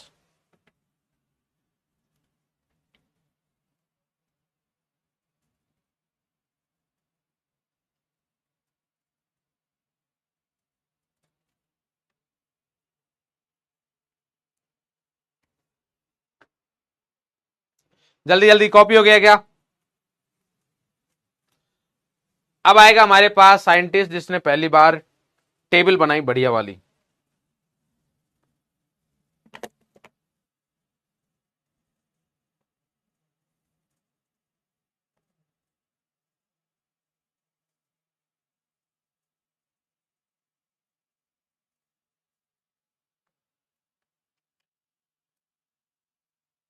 जल्दी जल्दी, डन भाई। कॉपी कॉपी हो गया तो जल्दी से थम्स अप कर दीजिए, दिल भेज दीजिए, राधे राधे लिख दीजिए अगर आपने ये कर लिया है तो। समझ नहीं आया? क्या नहीं समझ में आया बेटा इसमें? देखो अगेन मैं फिर से रिपीट कर देता हूं, चीजें ध्यान से सुनिए। पॉइंट ये है कि जब परमाणु द्रव्यमान और परमाणु आयतन के बीच में ग्राफ बनाया गया तो कुछ इस प्रकार से ग्राफ आया। अब इस ग्राफ पर क्या चीजें दिखी? इस ग्राफ पर दिखी कि हमारे पास जो पीक पर है, पीक पर क्षारीय धातुएं हैं। पीक पर क्या है? क्षारीय धातुएं मिली। सब चोटी पर, शिखर पर क्या है? क्षारीय धातुएं। और बढ़ते क्रम में यानी कि आरोही क्रम में देखा कि हमारे पास क्या मिल रही है? हैलोजन। जो परमाणु है यानी कि हैलोजन फैमिली के जो लोग हैं वो मिल रहे हैं, फ्लोरीन, क्लोरीन, ब्रोमीन, आयोडीन। और अवरोही क्रम में क्षारीय मृदा धातु है। तो यहां से क्वेश्चन कैसा आएगा? क्वेश्चन ये आएगा कि लोथर मेयर कर्व में शिखर पर कौन मिलता है, आरोही क्रम में कौन मिलता है, अवरोही क्रम में कौन मिलता है। बस इतना सा क्वेश्चन आएगा, और कुछ आएगा नहीं हमारे पास। क्लियर भाई? चलो इस पर आधारित कुछ डाउट देख लेता हूं, अगर कुछ काम के हो तो। वैसे मुझे लगता नहीं कि डाउट काम के होंगे।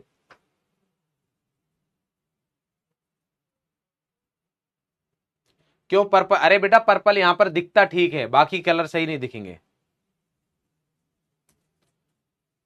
आवर्ती फलन बेटा क्या होता है मैंने बताया, आवर्ती फलन अभी लिखवाऊंगा, अभी मैं, टेंशन मत लीजिए। कैसे जाने की बेटा, अब आपको चीजें कुछ नई नई चीजें पढ़नी है तो उनका नाम आपको याद रखना पड़ेगा, वो मैं बता दूंगा आपको। हेलो अरे भाई साहब अभी बताएंगे, बताएंगे अभी। आवर्ती फलन क्या होता है ये बताऊंगा। देखो सुन लो, क्षारीय धातुएं क्या होती है ये मैं बताऊंगा आपको। हैलोजन परमाणु क्या होते हैं ये भी मैं बताऊंगा आपको। क्षारीय मृदा धातुएं क्या होती है ये भी मैं बताऊंगा आपको। क्लियर है? आवर्ती फलन क्या होता है ये भी बताऊंगा, टेंशन मत लो, सब कुछ अभी बताया जाएगा। क्लियर? चलिए नेक्स्ट आता है हमारे पास मेंडलीफ की आवर्त सारणी। मेंडलीफ की आवर्त सारणी। लो भाई दूसरा कलर भरता हूं मेरे को, देखना दूसरा कौन सा भरू भाई। ये भरू, देख कितना गंदा लग रहा है। और ये भर दू, ये तो लगभग सेम ही है, वही वैसा सही है। ये रहने दो, ये ठीक लग रहा है। मेंडलीफ की आवर्त सारणी मतलब बताओ, डाउट देख रहे हो क्या है? सर इसके अलावा कुछ और भर दिया करो। लड़का होके लड़कियों वाली हरकतें कर रहा सर जी, ये रंग हमारा फेवरेट नहीं है, यह पसंद नहीं आया हमको। अबे लड़के हो तुम, कोई भी कलर मिले।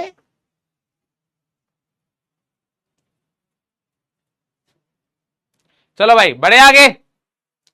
तो मैंडलिप ने क्या किया? पहले चलो जल्दी कॉपी करो, एक बार में एसी का टेम्परेचर ठीक करवा के आता हूं, जल्दी जल्दी शाबाश।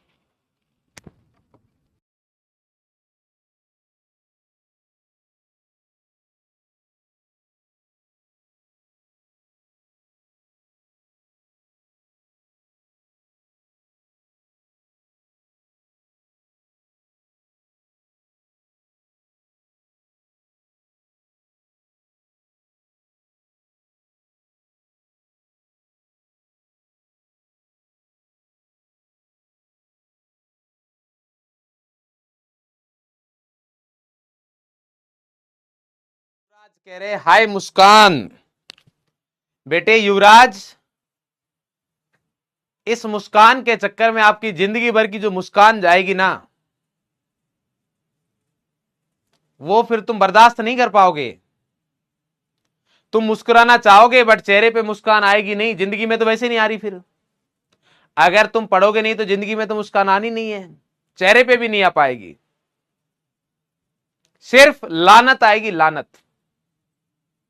लानत किसको बोलते हैं? जो तुम्हारे चेहरे पर आएगी उसको ही लानत बोलते हैं भाई। मुस्कान कैसे हो आप? मुस्कान तो बढ़िया है, तुम बताओ तुम कैसे हो? मुस्कान का छोड़ो, तुम अपना बताओ, मुस्कान कैसे हो?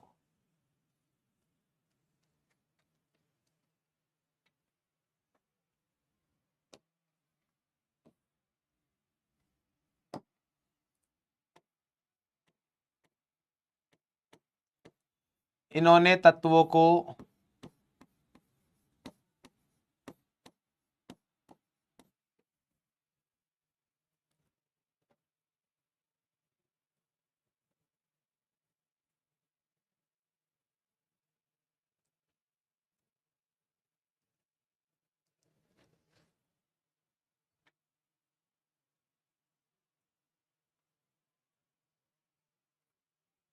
इन्होंने तत्वों को उनके बढ़ते परमाणु भार के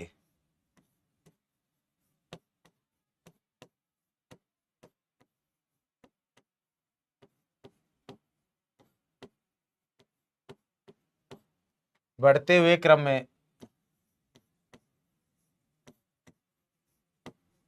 व्यवस्थित किया।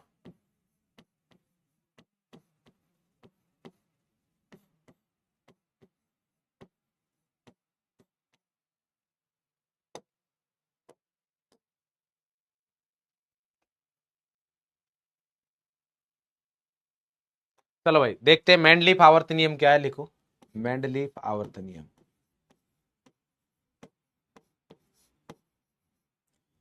मेंडलीफ आवर्त नियम।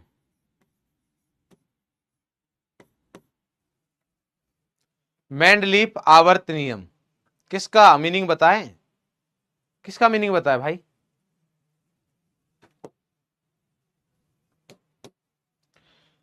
मेंडलीफ की आवर्त सारणी है, इन्होंने तत्वों को परमाणु भार के बढ़ते हुए क्रम में व्यवस्थित किया। तो मेंडलीफ आवर्त नियम इसने किस हिसाब से अपनी टेबल बनाई, उसका नियम क्या है? इन्होंने जो अपनी आवर्त सारणी बनाई, अपनी खुद की जो पीरियोडिक टेबल बनाई, उसका क्या नियम था, किस नियम के आधार पर वो बनाई, तो वो हम यहां पर बता जा रहे हैं। इसने बोला कि तत्वों के भौतिक एवं रासायनिक गुण, तत्वों के भौतिक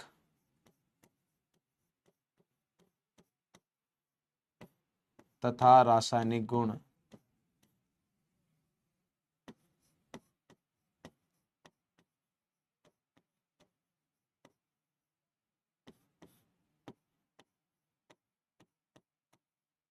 उनके परमाणु भार के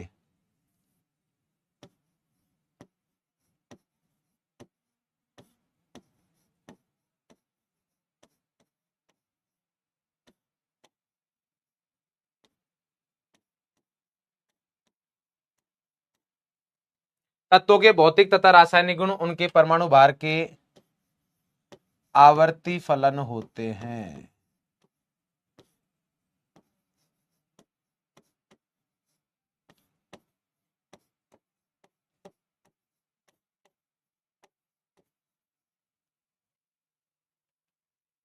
उनके भौतिक एवं रासायनिक गुण परमाणु द्रव्यमानों के आवर्ती फलन होते हैं।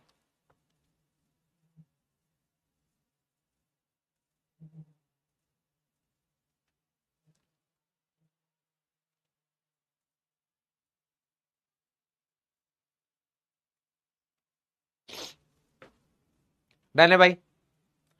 आवर्ती फलन क्या होते हैं अभी अपन पढ़ेंगे, जब आधुनिक पीरियोडिक टेबल पढ़ाऊंगा तब मैं बताऊंगा, तो उसके बारे में। आवर्ती फलन का सिंपल सा मतलब यह है कि ये बोलना चाह रहा है कि तत्वों के भौतिक और रासायनिक गुण है ना, वो उनके परमाणु भार से संबंधित होते हैं।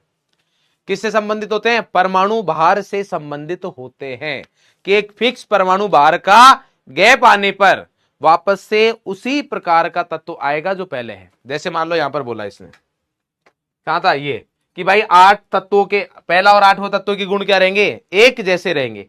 तो ऐसे ये बोल रहा है कि हमारे पास जो परमाणु भार है, क्या है, परमाणु भार का कुछ अंतर है, वो उसको पता है, अपन को नहीं पता, कि इतने अंतर के बाद वापस से वैसा ही तत्व आएगा जो पहले गया है। तो इसका कहना यह था। और यह कब होगा, जब हम तत्वों को परमाणु भार के बढ़ते क्रम में रखेंगे, कि पहले कम तत्व, कम परमाणु भार वाला तत्व, फिर ज्यादा, फिर ज्यादा, फिर ज्यादा, फिर ज्यादा, ऐसे करना है। क्लियर है? ठीक है। इन्होंने क्या किया, इन्होंने मतलब समान गुणों वाले तत्वों को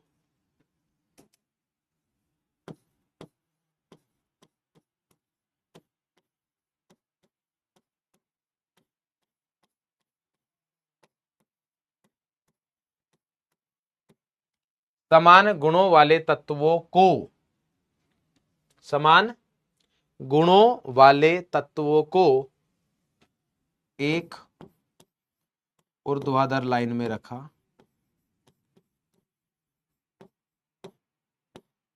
रेखा,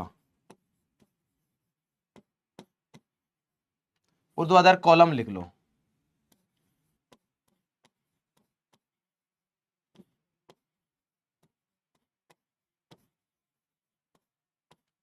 एक ऊर्ध्वाधर कॉलम में रखा। समान गुणों वाले तत्वों को एक ऊर्ध्वाधर कॉलम में रखा तथा, ठीक है, रखा, बस ऐसे इतना ही लिख लो।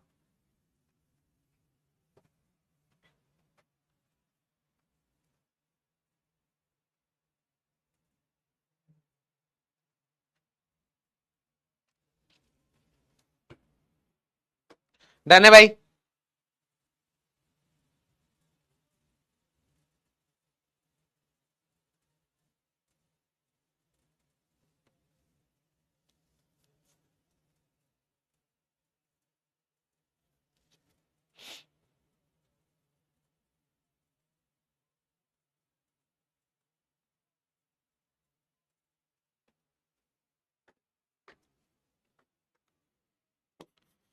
इसने जो, अरे ये क्या हो गया, ओ भाई हम तो बहुत दूर हैं, क्या हुआ है इसको, ऊर्ध्वाधर जो कॉलम है, तुम लोग कुछ कर रहे हो क्या भाई, ऊर्ध्वाधर कॉलम को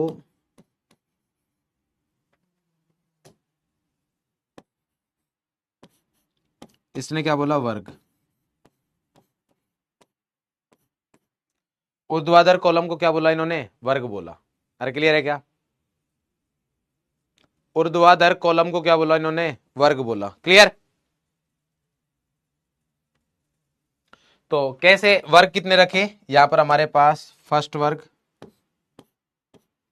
यहां सेकंड, यहां थर्ड, ऐसे ले लेते हैं। ये फर्स्ट वर्ग, यहां लिख देता हूं, ये फर्स्ट वर्ग है, ये सेकंड है, ये थर्ड है,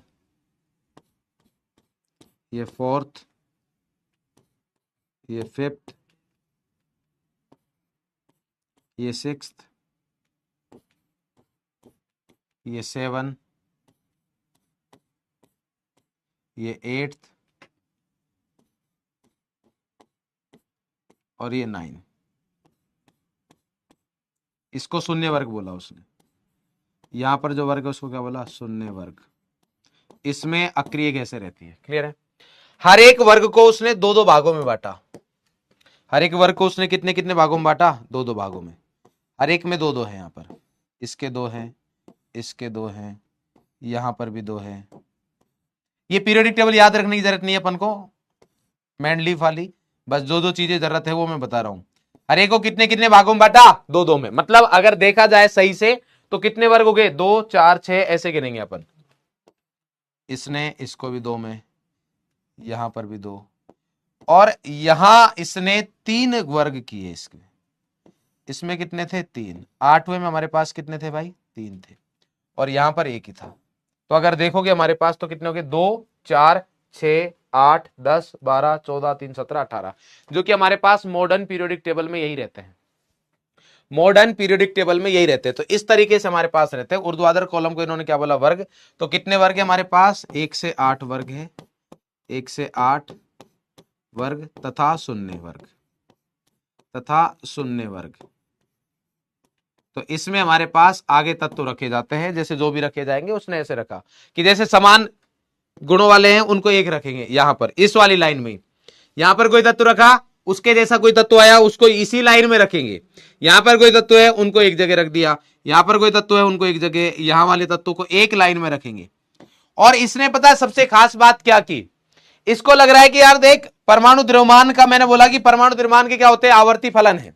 इसने क्या बोला कि परमाणु द्रव्यमान के आवर्ती फलन है। इसका मतलब कि परमाणु द्रव्यमान के कुछ फिक्स गैप के बाद कि इतना, दो तत्वों में इतना अंतर होना चाहिए, तो हमारे पास अगला तत्व आ जाएगा ऐसे गुणों वाला। तो जैसे मान लो यहां पर ऐसे ही एक बता रहा हूं, यहां पर देखा इसने, यहां एक तत्व है, यहां एक तत्व है। अब इसको लगा कि यार यहां एक तत्व होना चाहिए, बट वो अभी तो है ही नहीं।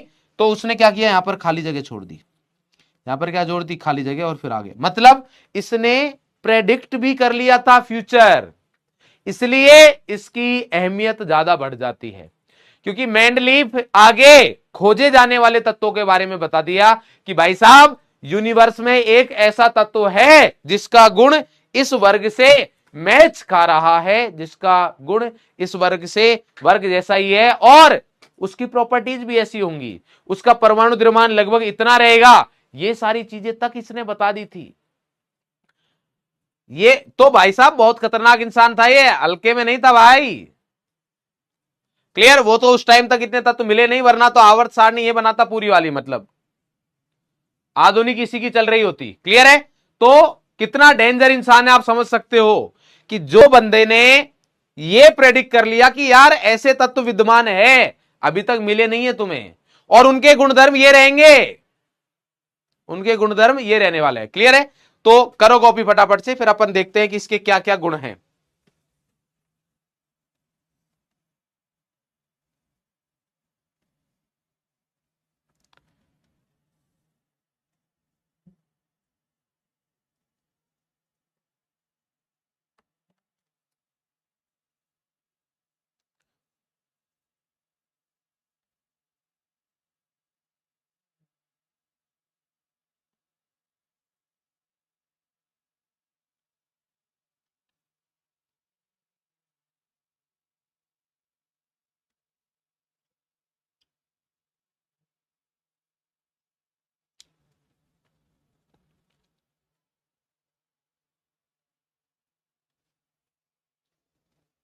चलो भाई लिखो, मेंडलीफ आवर्त सारणी के गुण।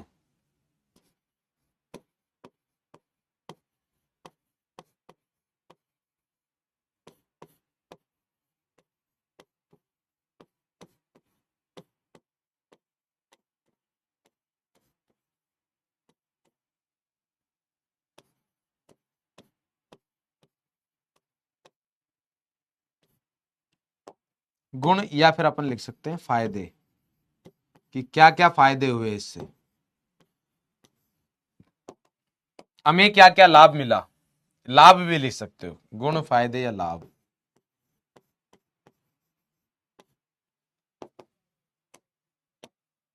ये देखो, सही लग रहा है क्या, मेरे हिसाब से तो नहीं लग रहा, और किसी में, रेड में, भाई साहब बताना सही लग रहा है कि मेंडलीफ और सारणी की गुणधर्म, गुण या फायदे, या अरे ये लाभ किसने लिख दिया, लाभ नहीं है ये, लाभ है लाभ।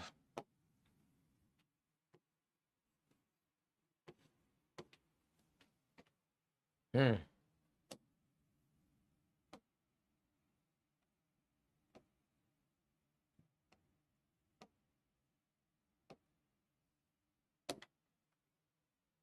सही लग रहा है, ठीक ही लग रहा है शायद। चलो, सबसे पहला तो बहुत आसान है,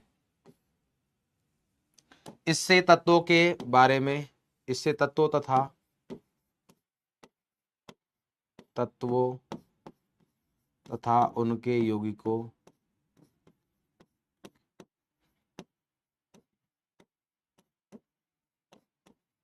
का अध्ययन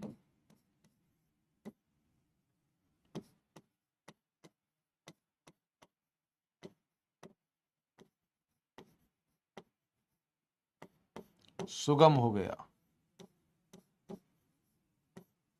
सुगम मतलब आसान।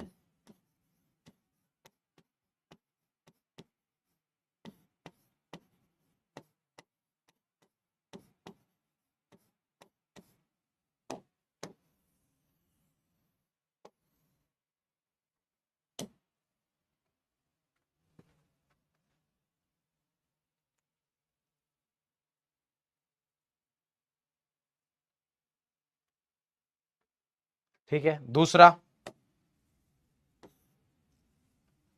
ये सबसे इंपॉर्टेंट पॉइंट है इसका, इसने कुछ तत्वों का, इसने कुछ तत्वों का, इसने कुछ तत्वों के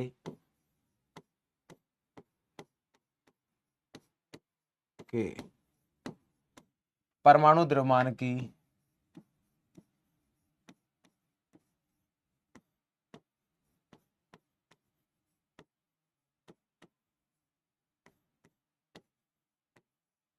सही गणना की।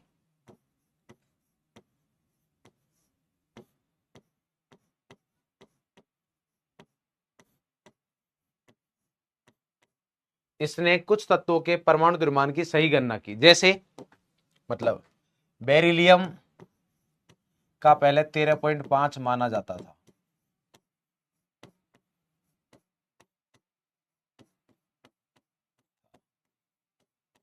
मैंडलीफ ने करेक्ट किया, मैंडलीफ ने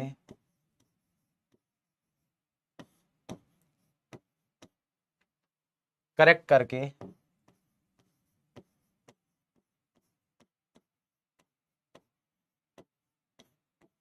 9 करवाया।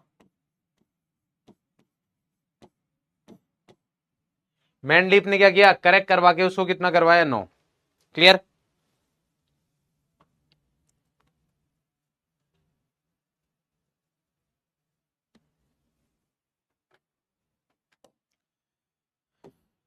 एक और जो भाई साहब इनको बहुत डेंजर इंसान बताता है, मतलब खतरनाक,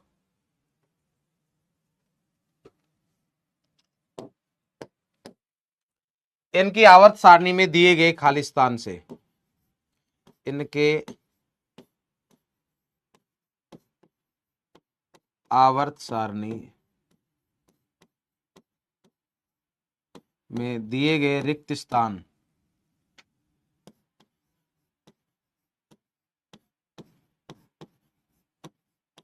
रिक्त स्थानों की सहायता से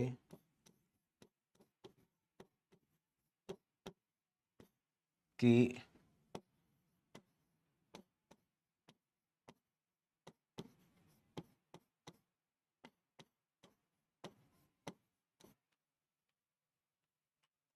इनके आवर्त सारणी में दिए गए रिक्त स्थानों की सहायता से नए तत्वों की खोज, नए तत्वों की, अरे भाई साहब,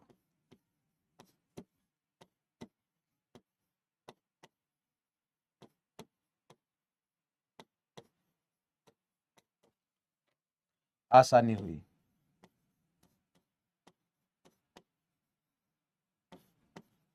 इसने भी नाम रख दिया था उनका, बट सही नाम नहीं बताया था, इसने अपने हिसाब से रख दिया। इसने क्या बोला कि भाई साहब ये हमारे पास, जैसे इसने इसकी पीरियोडिक टेबल में यहां पर क्या है, एल्यूमिनियम है, क्या है, एल्यूमिनियम। तो इसने बोला कि एल्यूमिनियम के जस्ट नीचे है ना, यहां पर खालिस्तान रखा है इसने, एल्यूमिनियम के जस्ट नीचे क्या रखा है, यहां पर खालिस्तान, यहां खाली रख दी, और इसने उसका बोल दिया एका एल्यूमिनियम,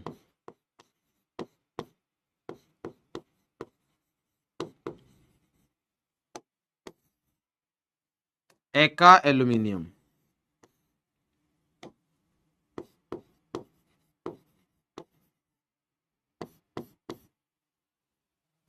एल्यूमिनियम के जस्ट नीचे क्या खालिस्तान रखा है इसने, उसको क्या बोला इसने, एका एल्यूमिनियम बोल दिया कि भाई साहब यहां पर आएगा, देख लीजिए आप। क्लियर। और ये बाद में आपको पता चला कि बाद में हमारे पास कौन है, बाद में ये तत्व तो कौन सा है, गैलियम।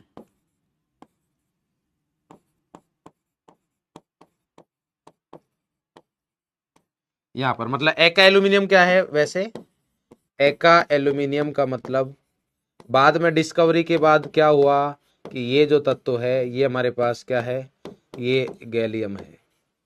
क्लियर? डिस्कवरी के बाद सेम चीज ऐसे इसने क्या किया, यहां पर सिलिकॉन था, सिलिकॉन के जस्ट नीचे वाले तत्व को बोला एका सिलिकॉन।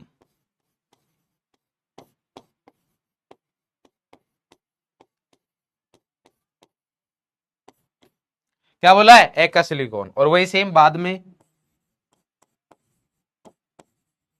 एका सिलिकॉन जो है वही क्या था, खोज की गई, क्योंकि इसने जगह छोड़ी थी, उसकी प्रॉपर्टी भी बताई, तो ढूंढना आसान हो गया। वो था हमारे पास जर्मेनियम, जर्मेनियम।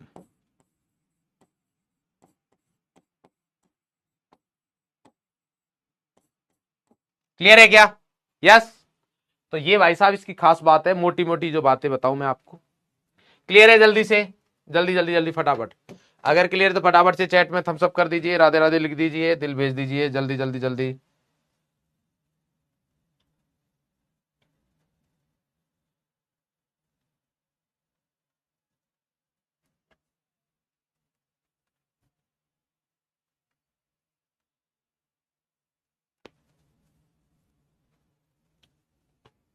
अच्छा, इनमें ये लिख सकते हो आप इनको, इसने एक को ए एक को बी ऐसे लिखा, ए बी, ए बी, ऐसे इन्होंने इनको अलग अलग तरीके से हर एक में, यहां पर भी ए और बी,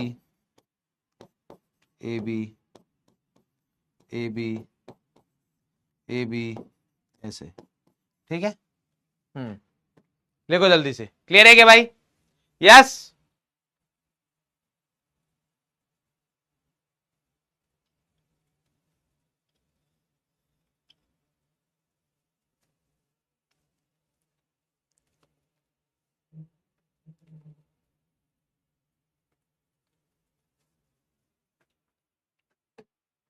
डन।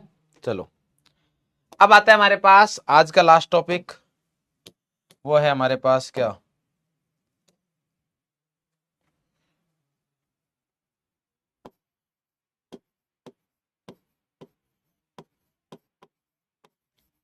मेंडलीफ की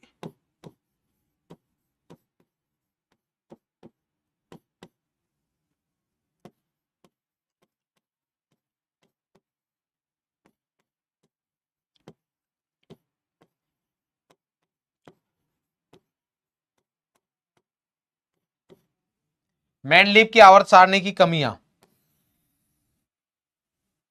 सर दिख नहीं रहा अभी, अरे भाई साहब ये तो गंदा हो गया, मेरे को लगा सही आएगा। मैच करते हैं किसी कलर से तो ठीक है, दिख तो रही है। लो भाई, मेंडलीफ की आवर्त सारणी की कमियां, वैसे और अच्छा बन सकता है क्या ये?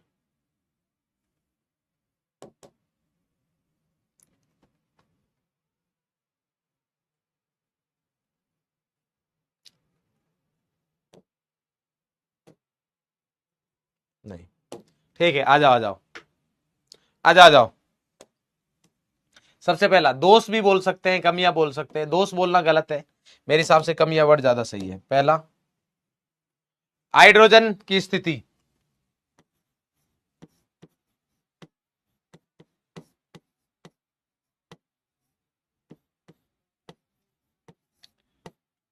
हाइड्रोजन की स्थिति अनिश्चित थी।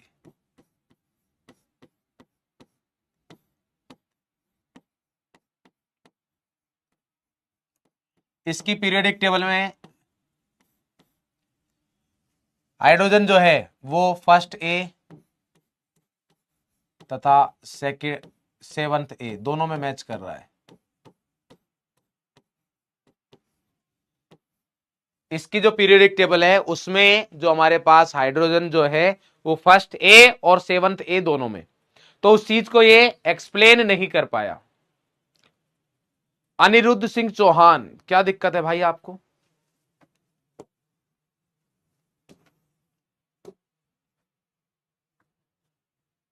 जो थ्योरी का लिखवा रहा हूं वही क्वेश्चन आएंगे, अभी जो पढ़ा रहा हूं उस पर ध्यान दो, क्वेश्चन पे ध्यान मत दो।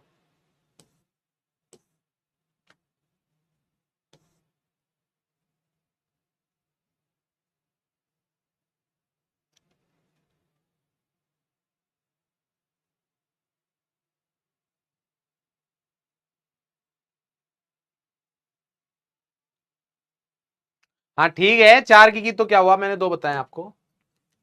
हाइड्रोजन की स्थिति क्या है, अनिश्चित है, फर्स्ट ए तथा 7 थे। हाइड्रोजन की स्थिति क्या है, अनिश्चित, पहली चीज। पहला क्या है हमारे पास ड्रॉबैक इसका, कि हाइड्रोजन की जो स्थिति है वो क्या है हमारे पास, अनिश्चित है। क्लियर है, पहला ड्रॉबैक तो ये है। दूसरा, समस्थानिकों के बारे में कुछ नहीं बता पाया, समस्थानिकों, क्योंकि समस्थानिकों का अणुभार भी तो अलग अलग रहता है, समस्थानिकों को स्थान नहीं दे पाया।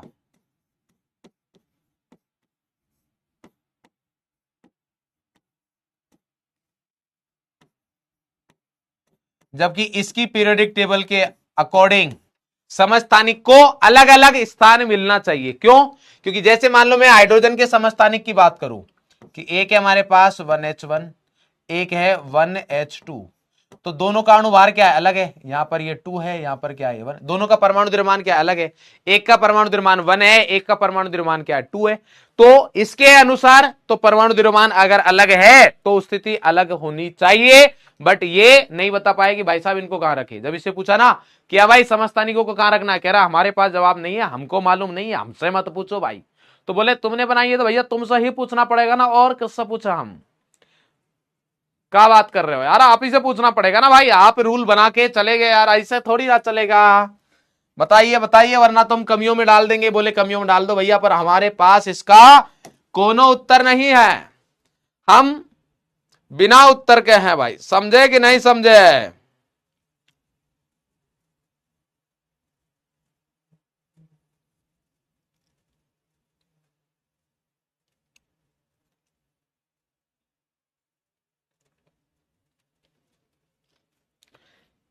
नेक्स्ट, जो इसका मेन रूल था कि तत्वों को उनके परमाणु द्रव्यमान के बढ़ते क्रम में रखना चाहिए, बट इसने सभी तत्वों को परमाणु क्रमांक के बढ़ते क्रम में नहीं रखा।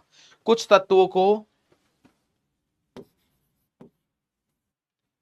यह है ऐसे लिख लो, यह है सभी तत्वों को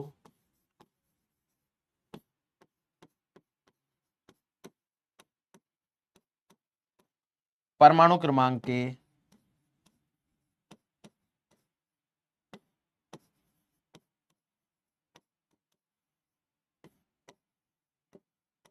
बढ़ते क्रम में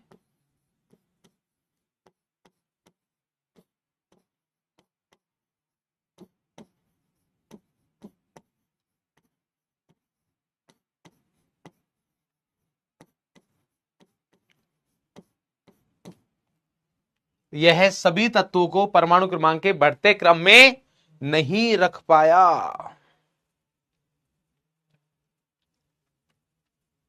इसका बहुत बढ़िया एग्जाम्पल देखो, आर्गन जो कि 40 परमाणु क्रमांक परमाणु भार रहता है, उसको इसने के, जिसका परमाणु द्रव्यमान कितना 39, तो इसने आर्गन को पहले रखा, के को बाद में रखा। बट इसके अकॉर्डिंग तो ऐसा नहीं होना चाहिए। इसके अकॉर्डिंग क्या होना चाहिए, आर्गन बाद में आना चाहिए और के पहले होना चाहिए। क्यों, क्योंकि इसने बोला कि परमाणुओं को उनके परमाणु क्रमांक के बढ़ते क्रम में रखना होगा। अगर बढ़ते हुए क्रम में रखना है तो के इधर आना चाहिए था, आर्गन इधर। बट क्या ऐसा है, नहीं सर ऐसा तो नहीं है। पहले किसको रखा है, आर्गन को रखा है जिसका परमाणु क्रमांक कितना है 40, और के को बाद में रखा है जिसका परमाणु क्रमांक कितना है हमारे पास, उसका परमाणु क्रमांक है हमारे पास 39। यस और नो। ऐसे सेम हमारे पास टेलुरियम और आयोडीन, इसका परमाणु क्रमांक होता है परमाणु भार 127.6 और इसका रहता है 126.7। तो इनको, इसको लेफ्ट में रखा है, इसको राइट में रखा है, जबकि होना क्या चाहिए था, उल्टा। होना क्या चाहिए था, उल्टा, क्योंकि इसका परमाणु द्रव्यमान ज्यादा है, इसका परमाणु द्रव्यमान क्या है, कम है। तो जिसका ज्यादा है वो बाद में आना चाहिए। बट इसने अपनी खुद की पीरियोडिक टेबल में, अपनी खुद की आवर्त सारणी में कहां रखा हुआ है, इसको पहले और इसको बाद में रखा हुआ है। तो इस चीज की भी ये व्याख्या नहीं कर पाया। डन। इसके अलावा यह है समान कई तत्वों, इन्होंने ऐसे लिखो, इन्होंने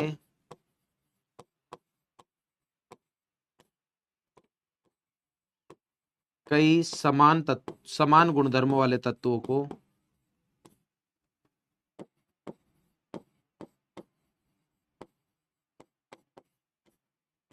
समान गुणधर्मों वाले तत्वों को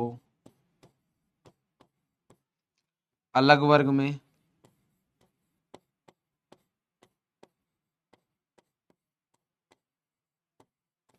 तथा अलग अलग गुणधर्म वाले तत्वों को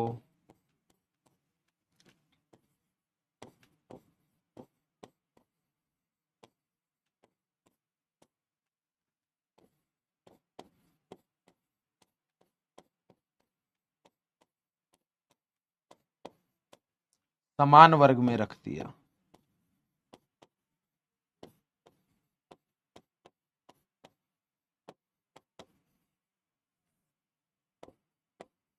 एक इनकी ये भारी मिस्टेक है कि भाई इन्होंने बोला कि ऐसे रखोगे तो समान तत्वों के समान गुणधर्म वाले तत्व एक तरफ आएंगे, बट ऐसा नहीं हुआ। कुछ क्या हो गए, अलग हो गए हमारे पास। यस और नो?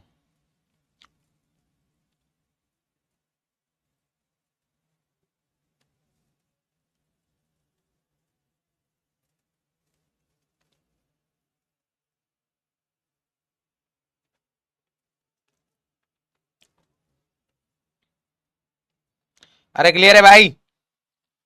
अरे हाँ या ना,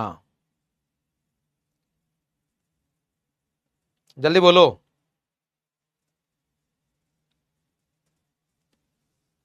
क्या रखा इन्होंने? Na के साथ कॉपर और Ag को रख दिया। तो अब ये तो गलत है ना भाई, ये तो बिल्कुल गलत है।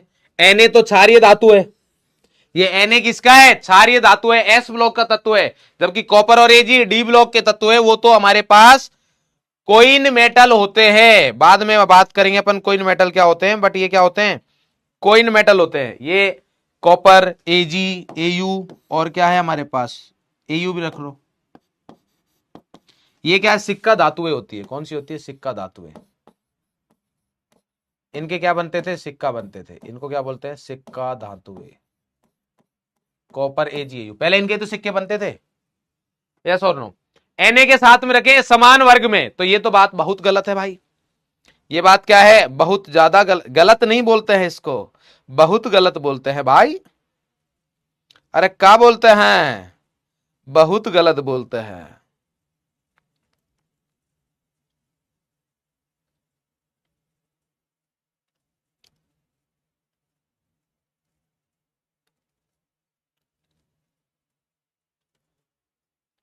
ठीक है, चलो भाई। तो इसी के साथ टाइम भी हो गया हमारी क्लास का, और अब अपन नेक्स्ट क्लास में जो पढ़ेंगे तो वो मॉडर्न पीरियोडिक टेबल पढ़ेंगे। ठीक है, अब देखो मॉडर्न पीरियोडिक टेबल की मैं आपको बता देता हूं। ये मेरी खुद की बनाई हुई मॉडर्न पीरियोडिक टेबल है। इसको मैं अपने टेलीग्राम चैनल पर अपलोड कर दूंगा, वहां से डाउनलोड कर लेना। टेलीग्राम चैनल पर अपलोड करूंगा।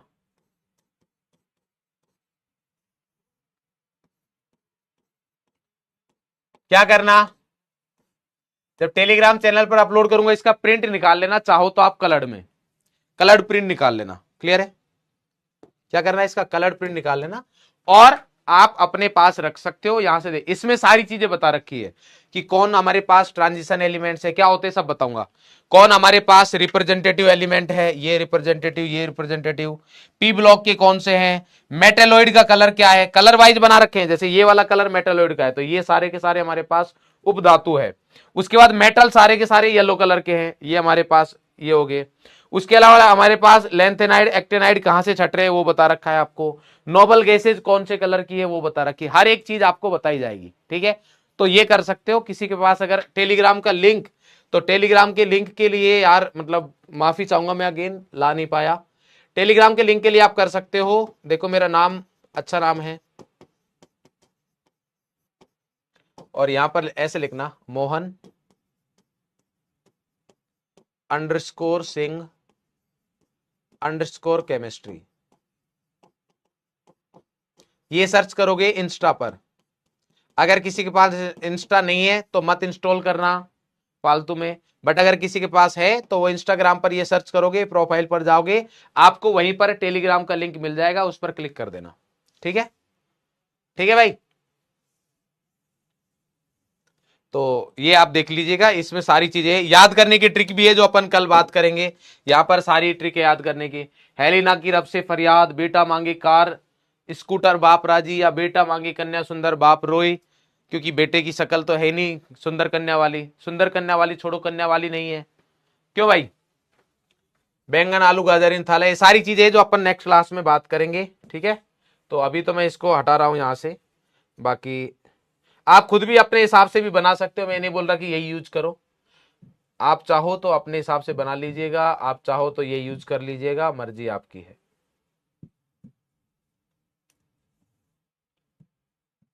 तो कल अपन आधुनिक आवर्त सारणी के बारे में बात करेंगे और उसके सारी चीजों के बारे में, गुणधर्मों के बारे में बात करेंगे कि भाई क्या क्या वो चीज हमें बताता है। ठीक है, चलो आज के लिए हमारे पास इतना ही है। क्लास रिवीजन करिएगा, कल क्वेश्चन करवाऊंगा इस पर आधारित क्लास रिवीजन। कल मतलब जब भी क्लास होगी हमारे पास, आई थिंक फ्राइडे है, क्लास रिवीजन। ठीक है, होमवर्क मतलब यही है हमारे पास, क्लास रिवीजन ही है। ठीक है, साथ में शॉर्ट नोट्स बना लेना है। शॉर्ट नोट्स कैसे बनाने हैं, जो छोटे छोटे से पॉइंट है उनको लिखो फटाफट से, शॉर्ट फॉर्म में लिख लेना है चीजों को, पूरा थ्योरी लिखने की जरूरत नहीं है, पूरा थ्योरी लिखने की जरूरत नहीं, शॉर्ट में लिख लीजिए चीजों को। क्लियर है भाई। क्वेश्चन नेक्स्ट क्लास में कराएंगे, शायरी भी कल मतलब नेक्स्ट क्लास में सुना देंगे, इतना क्या शायरी। ठीक है, चलो भाई, तो आप सभी का बहुत बहुत धन्यवाद। ठीक है, फ्यूचर डॉक्टर्स को मेरा बहुत बहुत धन्यवाद। Channel name Mohan sir PWE है वैसे। हाँ, नेक्स्ट क्लास में मैं लिंक लेके, क्या मतलब स्कैनर लेके आऊंगा, तो स्कैन करके आप कर सकते हो वीडियो कॉल बेटा, फिर कभी, अभी तो नेक्स्ट क्लास रहेगी तो। ठीक है, तो बढ़िया तरीके से पढ़ाई करते रहिए। ठीक है, और आपको अपने सपने को पूरा करना है तो ये वो वाला टाइम है। देखो 12th क्लास में आप में से जाके ज्यादातर बच्चे पढ़ लेंगे, बट उस टाइम ये रिग्रेट नहीं होना चाहिए कि यार हमने 11th नहीं पढ़ा जिसकी वजह से हमें दिक्कत हो रही है। अब सर 12th में बोर्ड भी करना है, 12th में सर नीट भी करनी है, 11th का रिवीजन भी करना है। तो रिवीजन वही बच्चा कर पाएगा जिसने पहले पढ़ा है। सर हमने तो 11th पढ़ा ही नहीं है, तो बाद में ये वाला आपको वहां पर कमेंट ना लिखना पड़े कि सर 11th बर्बाद है। ये वाला कमेंट मैं नहीं सुनना चाहूंगा, और आप भी अपने लिए नहीं लिखना चाहोगे कि 11th बर्बाद है। आप ये बोलिएगा वहां पर कि सर 11th हमारा एकदम फंटास्टिक है, अब 12th हमें फंटास्टिक करना है और फिर नीट 2027 में मचाना है। तो ये वाला आपका एटीट्यूड रहना चाहिए भाई। ठीक है, ठीक है, चलिए भाई, मिलते हैं नेक्स्ट क्लास में। तब तक के लिए हंसते रहे, मुस्कुराते रहे, स्वस्थ रहे, और आप पढ़ाई जरूर करते रहे। Thank you, love you all, tata bye bye.